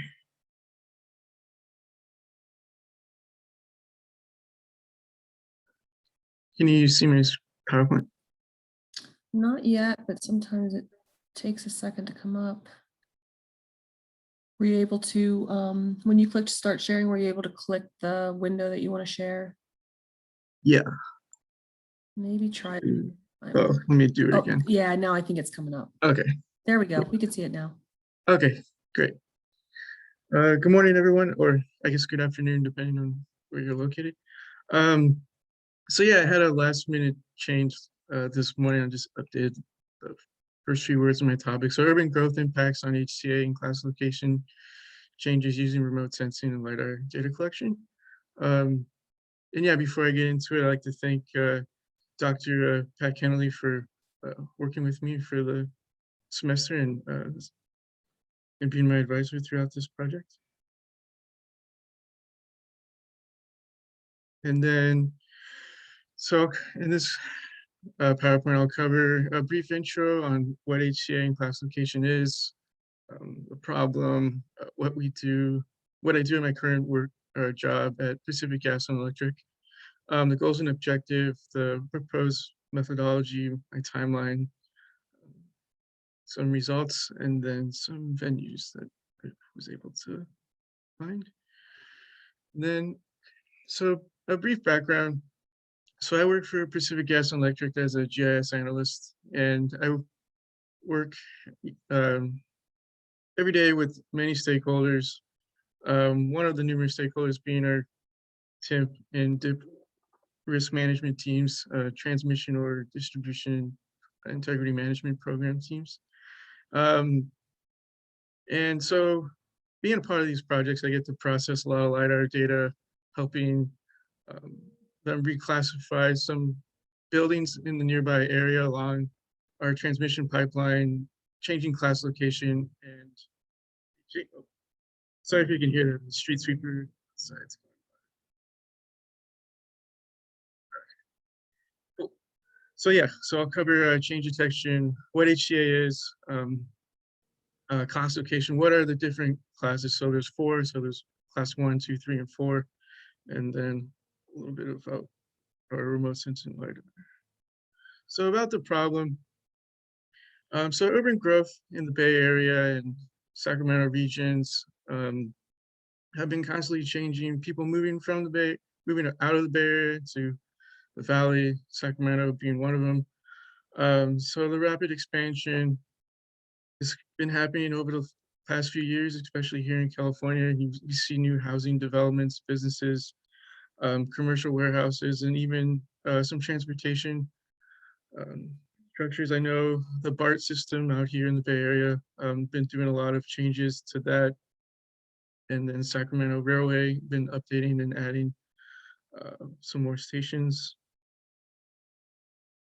And then, so pipeline integrity risk management. So PHMSA, the Pipeline Hazardous Material Safety Administration, which was founded in 2004, created by the DOT, the Department of Transportation. And this agency is responsible for developing and enforcing regulations for safe, reliable, and environmentally sound operation of our gas pipeline system. And the mission, obviously, to protect people from any environmental and hazardous dangers that can happen or can, so that they don't occur within our gas transmission system. And one reason I'm really interested, I got interested in this work, because one, I had a good background in LiDAR, and then being a part of helping our continuous safety and culture change here at PG&E. I know the company hasn't had obviously the best reputation going back many decades. In Palm City, Florida, obviously there was a rupture, but in their pipeline system, but it came to be that they weren't really maintaining good quality HCA and classification changes throughout their system. Not keeping track of new buildings really being built in their PIR or potential impact radius or blast radius zones. So, and then in 2010, this incident is related to Pacific Gas and Electric, where a pipe was ruptured in San Bruno. I think it caused around 70 homes to be destroyed. 8 immediately, 70 were affected, and I think around 8 to 10 deaths. And this brought up a new thought in the company, that how we determine HCA changes through our pipe segments within the transmission system. That we need a much better way to visibly determine these, maybe not just changing them or changing HCA classification but yearly, but maybe having a way of seeing the changes monthly, or when we have our biannual and monthly surveys with week survey, and updating our max operating pressure. And then this other incident that happened in 2012 in West Virginia, the ruptured pipeline was not classified as an HCA pipe segment, so there wasn't enough observation or being maintained as much as it should have been, since HCA pipe segments are, they should be maintained more often than stuff that isn't HCA, because sections that aren't HCA might just be in a rural area along a highway. There's no real threat, there's no building, there's no hospital, school, and etc. Moving along. So change detection. So brief, I guess the best description I could find that I like. The surface of the earth changes continuously due to the natural phenomena or human activity. Process of identifying changes which has occurred over time on Earth. On the Earth surface is called change detection. And change detection of Earth surfaces carried out effectively in the field using the use of remote sensing and various techniques. So go into talking about class location. Slide. So what is class location? A class location is an area that extends roughly 200 meters on either side of the gas transmission pipeline, and a continuous mile of length. So that's what's the standard, and obviously what we use.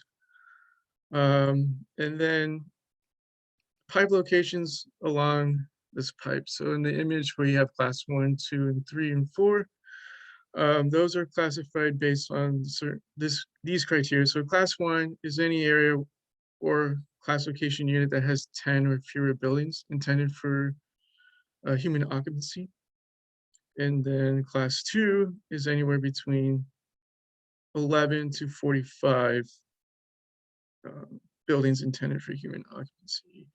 And then when we get to our 3s and 4, our 3 is 46 or more buildings in an area where the pipeline lies within 100 yards, or roughly, I think that's around 90 meters, of a common gathering place, such as like a building or apartment building, a public park, any type of recreation area, an outdoor theater. Yeah, just basically where it's a common gathering and it's occupied by 20 or more persons on at least 5 days a week for 10 weeks in a 12-month period. And then I know that I think PHMSA classifies the days and weeks don't need to be consecutive, but. And then class 4 are buildings with 4 or more stories above ground. 4 more stories that are above ground and within the same 100 yards or 90 meters of pipeline. And then pipe experience class change due to urban growth and land use changes, such as, like I was mentioning, creation of a new public park or an expansion of a subdivision, which we have seen throughout the system. Pipe integrity teams, we must ensure our goal that pipelines are properly classified and upgraded where classification levels have increased. So we know where our leak survey teams, our engineers, I mean, all of our crew needs to go out and verify the pipe is okay in these locations, coating, there's no corrosion, there's no potential hazard to the system, as we are trying to increase our safety throughout the system to better ensure the safety of our customers. And then how often does the class location change? So we usually update this annually throughout the system, and it's ready for stakeholders, other groups in our organization. But I think our new goal is to maybe update those quicker, having more mobile applications where field crews can make changes or make notes in this to the classes saying that this might need to be changed and put on this survey schedule, maintenance schedule. So just to get more ahead of the game is what we're trying to go to. And then a high consequence area. So if you don't know what a high consequence area is, it's an area where as you can see in these polygons in this picture right here, so any building or structure within this radius or high consequence area where there is a potential impact to them from the gas pipeline. And then the PIR buffer, potential impact radius, I know it's sometimes called a hazard radius or a blast radius zone. This is calculated by, so the PIR is in feet, and it's 0.69 times the diameter of the pipe times the square root of the pressure. And yeah, so then, so yeah, a class 3 and 4 location or any area in class 1 or 2, the potential impact radius is greater than 600 feet. And this area within the potential impact radius contains 20 or more buildings intended for human occupancy. An area in class 1 or 2 where the potential impact circle contains an identified site. And then more content about a high consequence area. The area within the potential impact circle containing an identified site or 20 more buildings intended for human occupancy, but there are some exceptions. One being if there's a warehouse or a mill that's only used for maybe 2 months out of the year, that might not be classified as a high consequence area or a class 3 or 4, because since they're not there for 10 weeks, they're only there for maybe a month, it's only in use, it's just a standalone building, even though there could be 20 more people at a given time, but that's just like an example of an exemption where wouldn't be considered HCA. That's fine. Going forward. So yeah, why I think remote sensing LiDAR is great. So the data is collected quickly and high accuracy is maintained. The high resolution and sample density is amazing. Some of the ortho imagery products, I know anyone's obviously seen those, can be great. The repetitive coverage and then the changes and improvements that I've seen with some of the LiDAR systems that we own, the swath and pulse tracking, we're able to collect a wider area to save on time and money. I mean, I know that obviously the systems itself are expensive, but once we get going, it does cut down on time. And then additional data that comes with some of the info from the point cloud and data, it can be much helpful when we're trying to reclassify points and we're not able to initially, but it's kind of great that some additional information can be provided in some of the data collected. And then let me go. So yeah, so here, this is kind of a good example, like this photo where we have the pipeline running through underground through this forest, and then obviously in a month and or in a year and a half, a warehouse, it looks like, has been built. And so now we're aware that, we need to either send a ground crew to check out what the use of this facility is, or, I mean, we can obviously look up information online and give them a call and ask just brief questions like, hey, how many people are here at a given time? When is this area in use? How often is the operation, and et cetera. Moving along. So yeah, some of the photos we have with our contractor that helps collect the data right now. So yeah, as you can see in the image on the left, right here in this area where it looks like there's just one home and then just a large property. And then in the following years or so, we would see the construction, ongoing construction, knowing that there's going to be structures there. And then obviously now this would be the end product where we can see that there are new homes in this area where there was once only one home just on a large lot. And then based on where this was at, we most likely probably classify this as a class 1 or 2. This probably be a good distance away from the transmission pipeline, but it's not the case all the time. And then the photo on the right, as you can see, the buffer zones for the potential impact radius, and then the different colors we would use to classify each segment of pipe. And then the red would obviously be our HCA in class 4 or 3. Yellow would be class 3, then blue would 2, and then green would be 1. And then besides that, the buildings, so the green buildings can also be classified as have a class 1 or 2, but they could be in a high consequence area. So that means this whole section of red would obviously be maintained more often and be on a much more rigorous maintenance schedule than other segments throughout our system.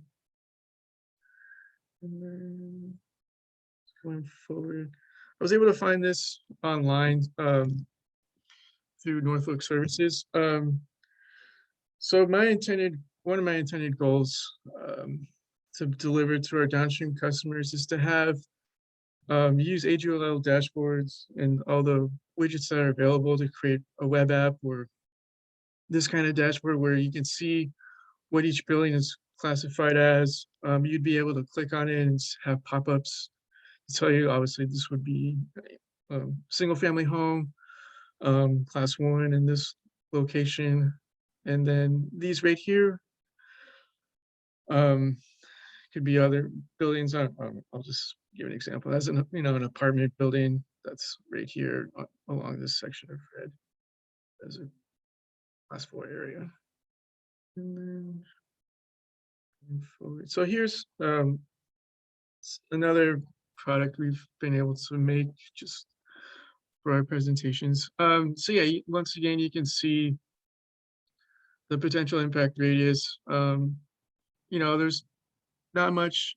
You can see how the change in the buffer is much larger at the top right than it is throughout the rest of the image, since the max operating allowable pressure is probably much significantly less than it is up here.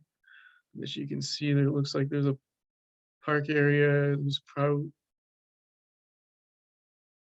some larger complexes right here, and then I wouldn't just assuming that this could be like a gym or a school, just as an example. And then yeah, all the green dots obviously are single family homes, so that's why they're all greening, class 1 predominantly throughout the area. And then MCA is also a moderate consequence area, as we've been starting to use now, but for this project, I'll just stick to just classifying MCA and HCA is almost the same. The MCA would just usually have a much lower class, like 3 or maybe 2 in some instances, but these locations still would be surveyed and maintained more often than the areas that have no HCA. Moving along to some goals and objectives that I have now for the project. So the goal, my two study areas, they're going to be the Bay Area and Sacramento region. So I'll extend into like Sonoma County and Napa, knowing that in the last couple of years, especially in 2017, with the fires that destroyed a lot of homes, unfortunately. But in the last few years, we've been seeing, homes being rebuilt. So we have to ensure that we're still verifying that HCA and these pipes and class location of each building are appropriately attributed as the homes are being built back in those sections. And then my other goal would be interpreting the effects of urban growth on HCA and classification changes to the gas pipe system. So yeah, so far I've seen some changes where, especially in Sacramento, where we had roughly only class 1 and 2 and no HCA areas, but there's been a slight increase, not too crazy, but which is good. But yeah, there's been some changes throughout the system. I know SF constantly changes sometimes when abandoned buildings have been knocked down and now they're being built as high-rise apartment buildings or even a 20-story building. And then, okay, so put this slide out of order. But yeah, this is my study area for the project. So yeah, as you can see, North Bay, East Bay, San Francisco, the Peninsula and South Bay, and then the Sacramento vicinity. I threw in this map. I like this map a little bit better from that Sac County had. Since for me, I kind of lump into some of the cities that are in El Dorado County within Sacramento and Placer County, since Lincoln, Roseville, Rockland, Placerville, and El Dorado Hills are relatively close to Sacramento, the downtown area of Sacramento, and pretty close to vicinity within the county. So this is good area where we've seen more construction happening up here than even up into Yuba County and Sutter County as well. So yeah, my workflow, so creating the ortho imagery and doing all the image, getting the image acquisition, point cloud generation, and doing all of the ground filtering and classification that I would need to do. And then I added, so right here with identifying HCA, so I kind of added this whole blurb to show what the broad steps of what goes into how we'll reclassify new HCAs or maybe even remove previous HCA areas to none. So yeah, so once we identify the pipe segments, we choose a couple methods. We'll classify each building, and then once we get those buildings, knowing that the ones that are 3 and 4, we'll see where they lie within the potential impact radius. And then using both of these data sets, and then that's how we'll come to document our new HCAs. And obviously, once this is done, this goes to pretty vigorous review with our TIMP organization. And then we'll apply any changes as needed there. And then my end goal would to be create some dashboards, web apps, and maps to show the urban growth changes so that some of these teams can get ahead of the game on scheduling their maintenance plans.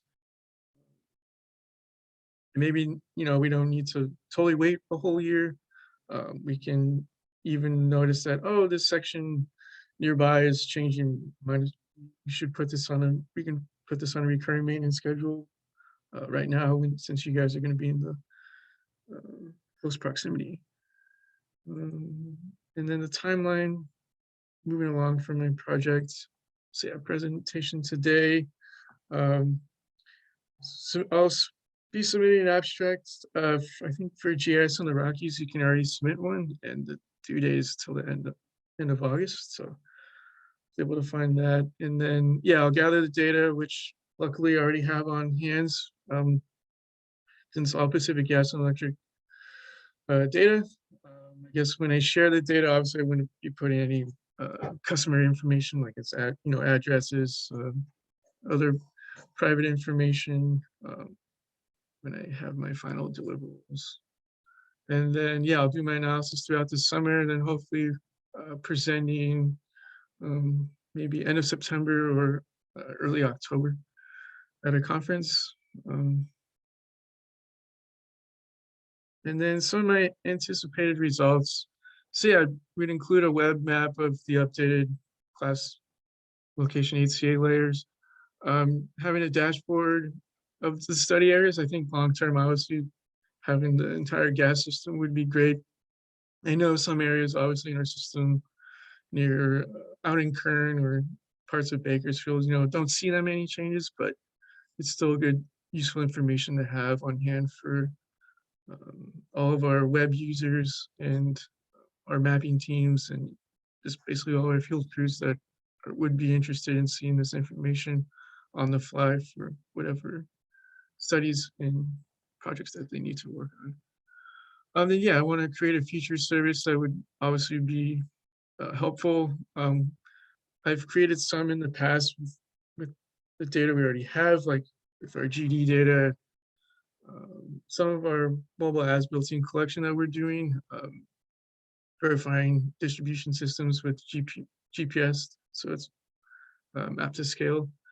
So yeah, I think this would be a good feature service to throw into anyone, especially engineers like using these services, just throw into their web viewer so they can see and help plan for the future. And then my timeline for this project would be from 2015 to 2020. I may increase that. I could go back a little bit further just to see if I want to see a bigger change in growth. If I don't like what I'm seeing within these 5 years, but as looking at the data already, I feel confident that I should see changes in signs of urban growth that have affected HCA class location changes at either a much more at a rapid pace or at a slow pace, but nonetheless, it still affects us and helps us strive to continuously maintain safety at the company. And then, yeah, long-term or short-term goal, have applications showing the building changes affected. If I go in more, that'd be more in depth for whatever end users and stakeholders would want to see this kind of data. And then, yeah, the dashboard would be user-friendly. Obviously, changes could be done later on the fly based on user feedback once we get the initial product, this initial product going. And then I know we don't even utilize like an HCA tool that only one group or two groups that have, but if people wanted to, like planning groups, that could be a use and that could be a long-term goal of working with another organization. And then finishing off with potential venues. So yeah, a couple of conferences I found. I'm probably more interested in the GS and the Rockies one since it's a virtual conference right now and not knowing how the rest of the year will play out. And then, yeah, here's my references from other types of surveys and projects and other companies that have done benchmarking, and then stuff from the National Transportation Safety Board and the DOT. And thanks everyone for taking the time. Any questions? Thanks, Michael. Good job. Any questions?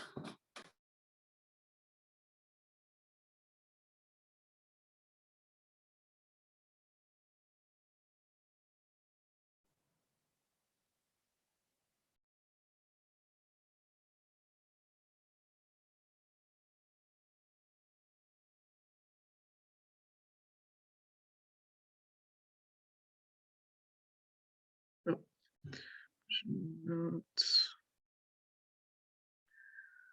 Up here, buffer, perhaps I missed something.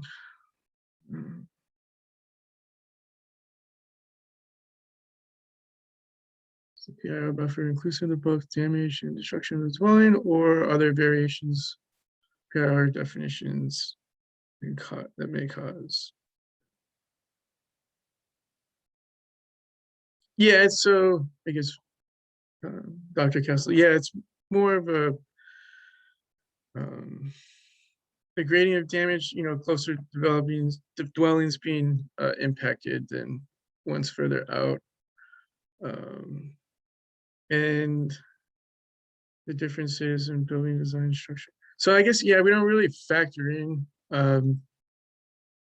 building material design, but that would actually be pretty interesting knowing, obviously, in the Bay Area, California, there's earthquakes, a lot of these places are built near faults. So I know when the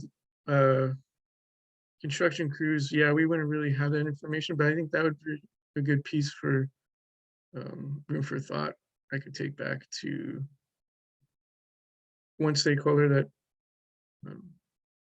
I'm working with on this project. And then, yeah, so we are processing our LiDAR. Before, up to 2016, we were contracting that out. But yeah, now myself and then others, yeah, we're processing this raw LiDAR data. Once we get it sent from our contractor, just flies the aircraft. But yeah, we're processing everything. And yes, they're unmanned aircraft. We do use drones, maybe just for small areas like places near like vineyards. And then we do have helicopter, a fleet where they'll do LiDAR collection through the electric program just to see if there's damages on or any maintenance that needs to be done on any of the electric poles. And then another question from Tim, have you considered integrating building permit data where available to get more details? Yes, we have. We're working on that right now. I think that'd be a lot more useful, especially being able to attribute some of these, have more detailed attributes for these structures. And I do think you could see an effect on the class changes that data that or changes that couldn't be noticeable from the LiDAR collection.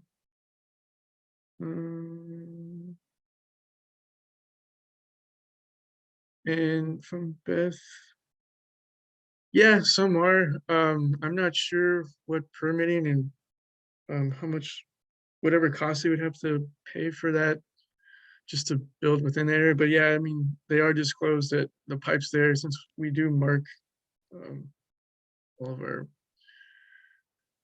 transmission pipe. So yeah, I mean, it's all there. Like if people request, they want to see where pipe's located, how far into the ground. Yeah, we can give them all that information. So yeah, developers are well aware. And then once your data is hosted in feature layers, be used by others. Yeah, oh, definitely. Yeah, that's definitely the long-term goal for crews to be able to mark up pipe segments on a mobile device and noticing the development. Before we get to, right now, we'd be working on the 2021 analysis. But yeah, so we could get ahead of the game for 2022 and already know where we need to go based on what we've seen for this year and the end of last year as well.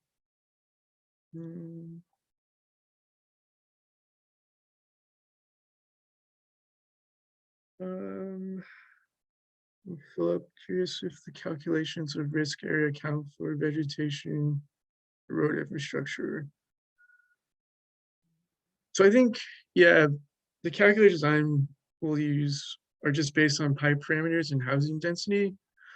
But I do know our veg management team has some kind of calculation for what they need to be using throughout the system for all our electric assets and even gas. But yeah, I think they have their own calculation for that. But yeah. And then the second part of that, risk of fire. Yeah, and yeah, I guess fire is always a risk now, especially the last few years. And I know a lot of electric assets have unfortunately been the cause for bad maintenance, and we've been the main instigators of some of the destruction that's unfortunately happened. Yep. Okay, thanks, Michael. Mhm. We have one more presentation. Rowan Highland is going to present deep learning versus supervised classification, a comparative case study. So Rowan, whenever you're ready to start sharing, you can go ahead. Thank you.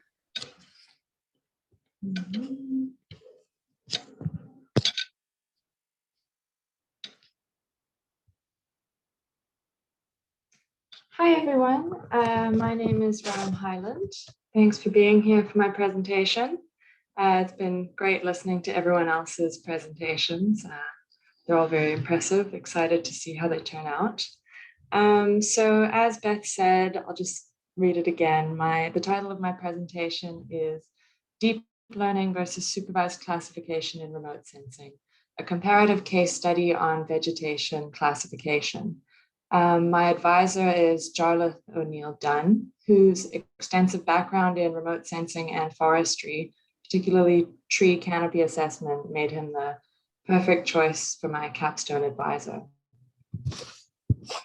So this presentation will follow the same format as my written narrative proposal. I'll take you through the background, goals and objectives, proposed methodology, and anticipated results of my project, as well as the project timeline, and I'll take questions at the end. So a quick note on the background of this background slide. This image is a sample image that I clipped from the island of Guyana with vectors that I trained for the deep learning model, which I'll explain more about momentarily. Just a little bit about me. I came into the field of GIS out of left field after getting my BA in American Studies and Film. But I started doing quality control for Lux Carta in 2018. And then I decided to pursue GIS at PSU's World Campus.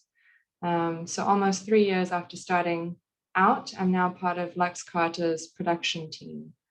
And I knew that I wanted my capstone project to be related to my daily work because I think that will make it the most useful and challenging for me.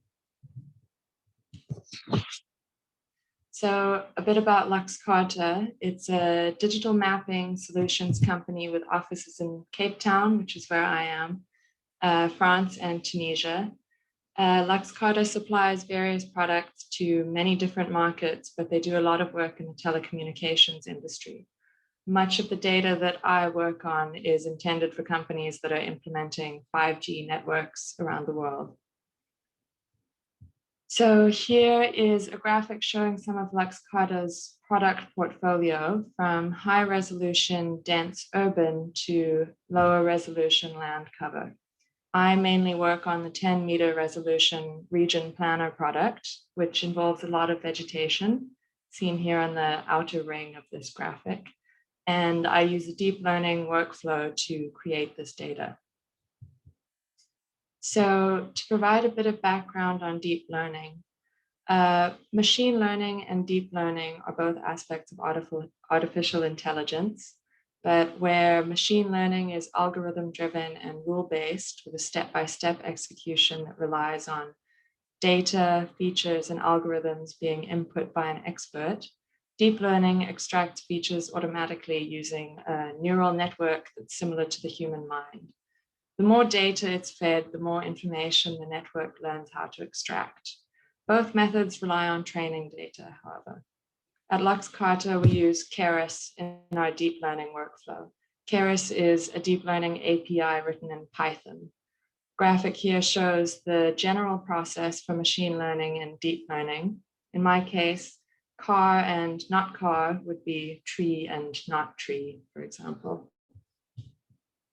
So this slide shows our current deep learning workflow to extract land cover data for the regional planning product using Sentinel-2 imagery.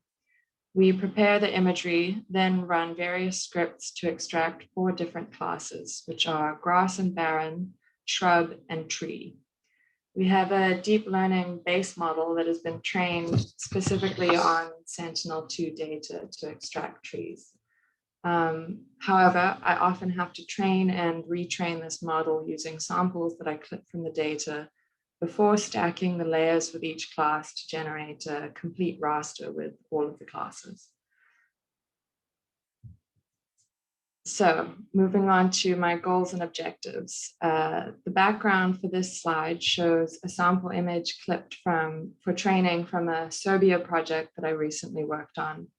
And I clipped this sample from the RGN TIFF of the whole country of Serbia in order to create training vector data for extracting trees.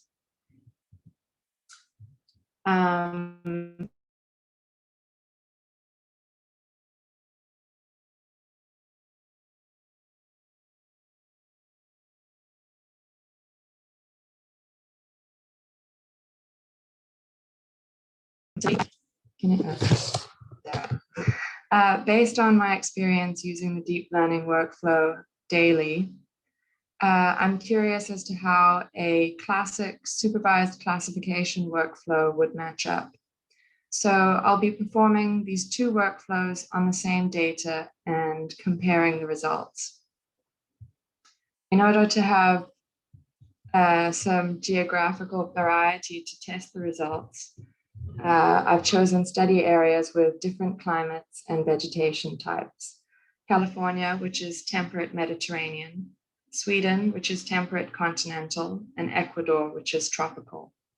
So these images show examples of the different forest types in each study area. From left to right, it's California, Sweden, and Ecuador. So I came to my research questions surrounding the efficiency of the deep learning workflow through anecdotal experience. I spent a lot of time and effort training samples for the model on various projects where the hands-on time was significantly more than hands-off.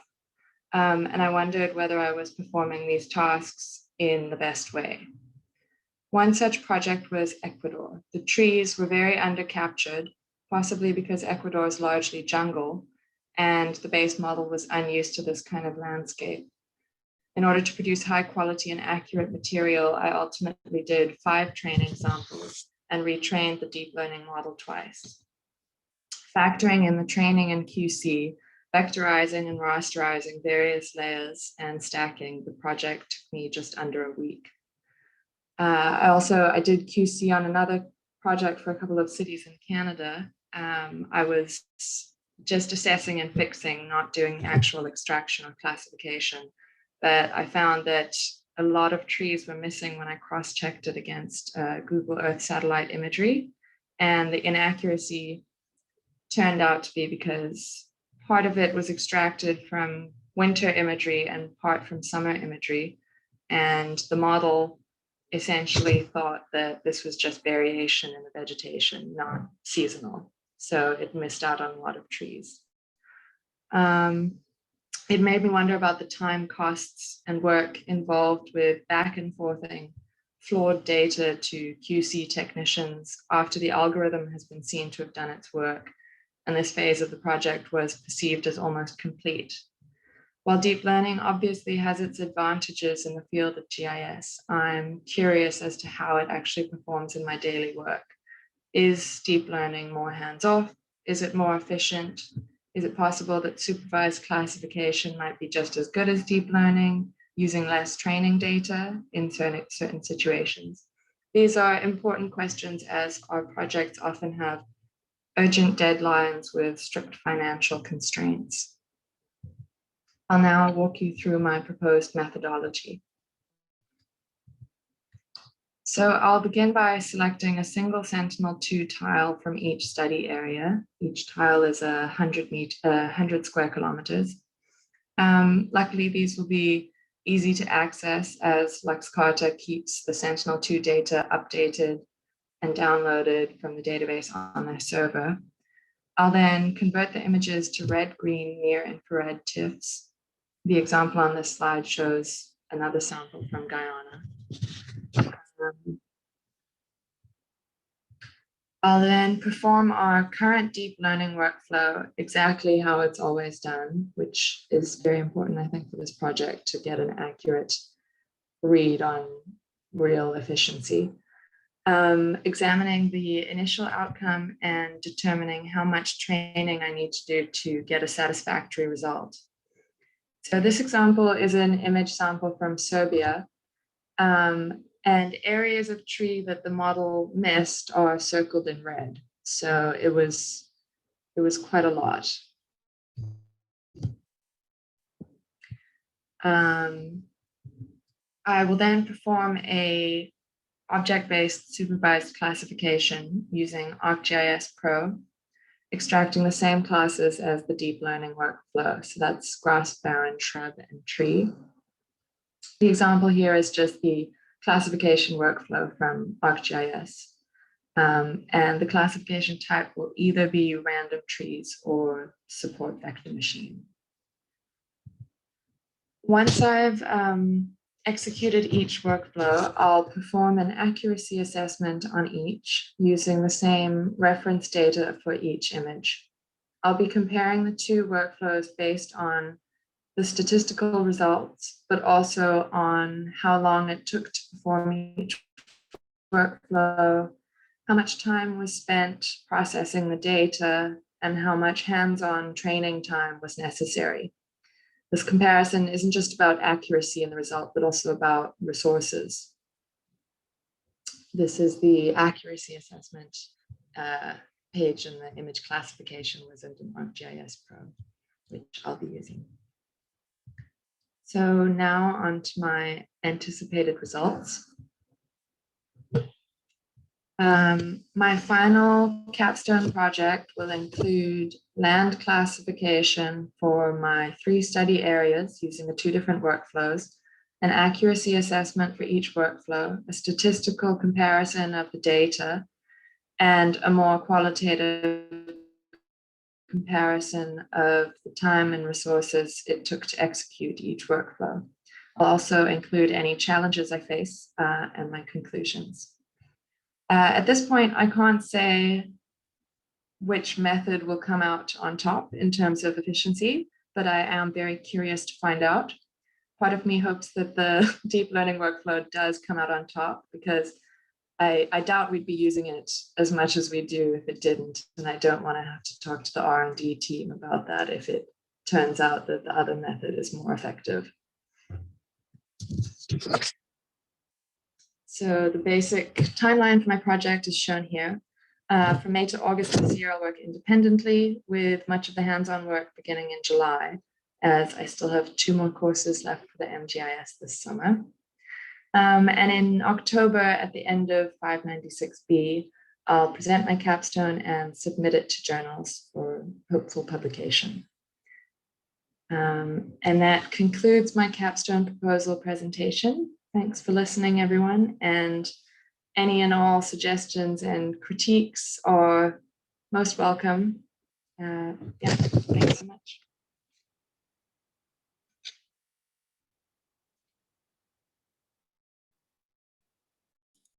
Great job, Rowan. Looks like you already have a question or 2.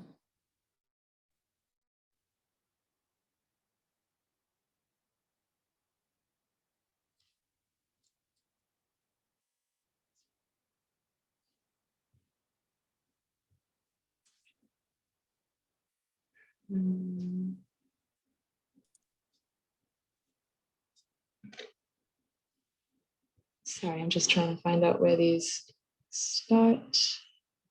Yeah, it's actually Todd's question is the first one.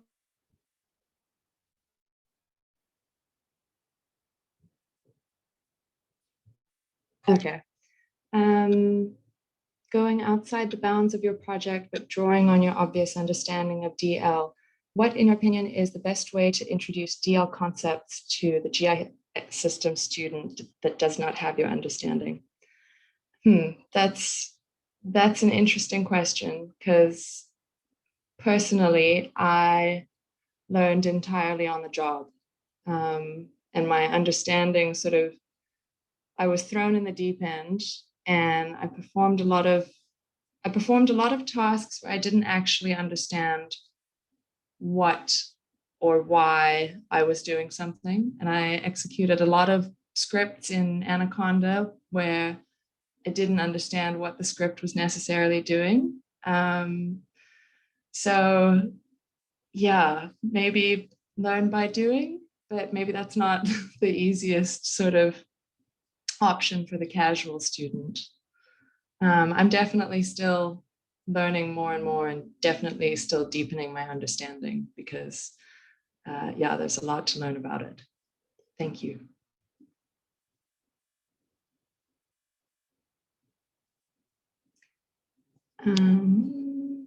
Two questions. Do all software packages utilize the same deep learning algorithms? If not, had you considered comparing the outcome of 2 or more software packages in their deep learning algorithms in your data?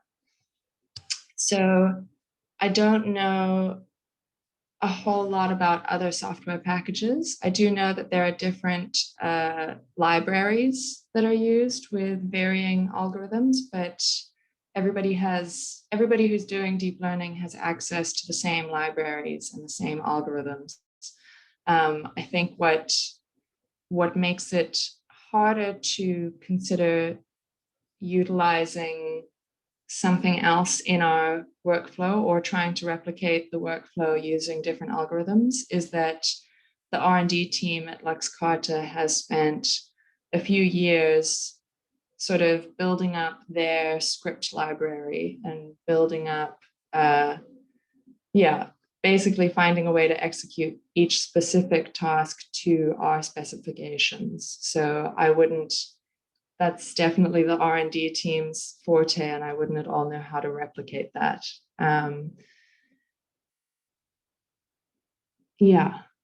So thanks for that question. Is the classification algorithm employed in ArcPro random forest, or is it random tree? So my understanding is that these are different terms for the same method. Which is kind of funny because, yeah, very similar, same thing. Have you done much searching the existing literature for these kinds of classification comparisons? There's a lot out there already, but not specific to your workflow. Yeah, so actually, I came across a lot when I was doing my literature review, which was super interesting because, yeah, as you said, not specific to my workflow. That's the thing. I found a lot on deep learning and a lot on machine learning, lots of comparisons between machine learning and deep learning workflows. And even there was a great study where they did a study in Germany using Sentinel-2 data, classifying various forests, and they used a deep learning workflow, and they got excellent results. So I found lots of literature separately around those topics, but nothing sort of comparing old school methods with deep learning. There was a lot focusing on the sort of possible amazing applications of deep learning and different methods within deep learning. Thanks, Jeremy. Yeah, cool. Okay, great job, Rowan. Maybe you could put your email address in the chat in case you have a couple questions. So thanks, everybody. Everybody did a great job today. We have one final round tomorrow, starting at 6 p.m. Eastern. And hopefully you can all make it then. And thanks to everybody who came today. Have a good rest of your day.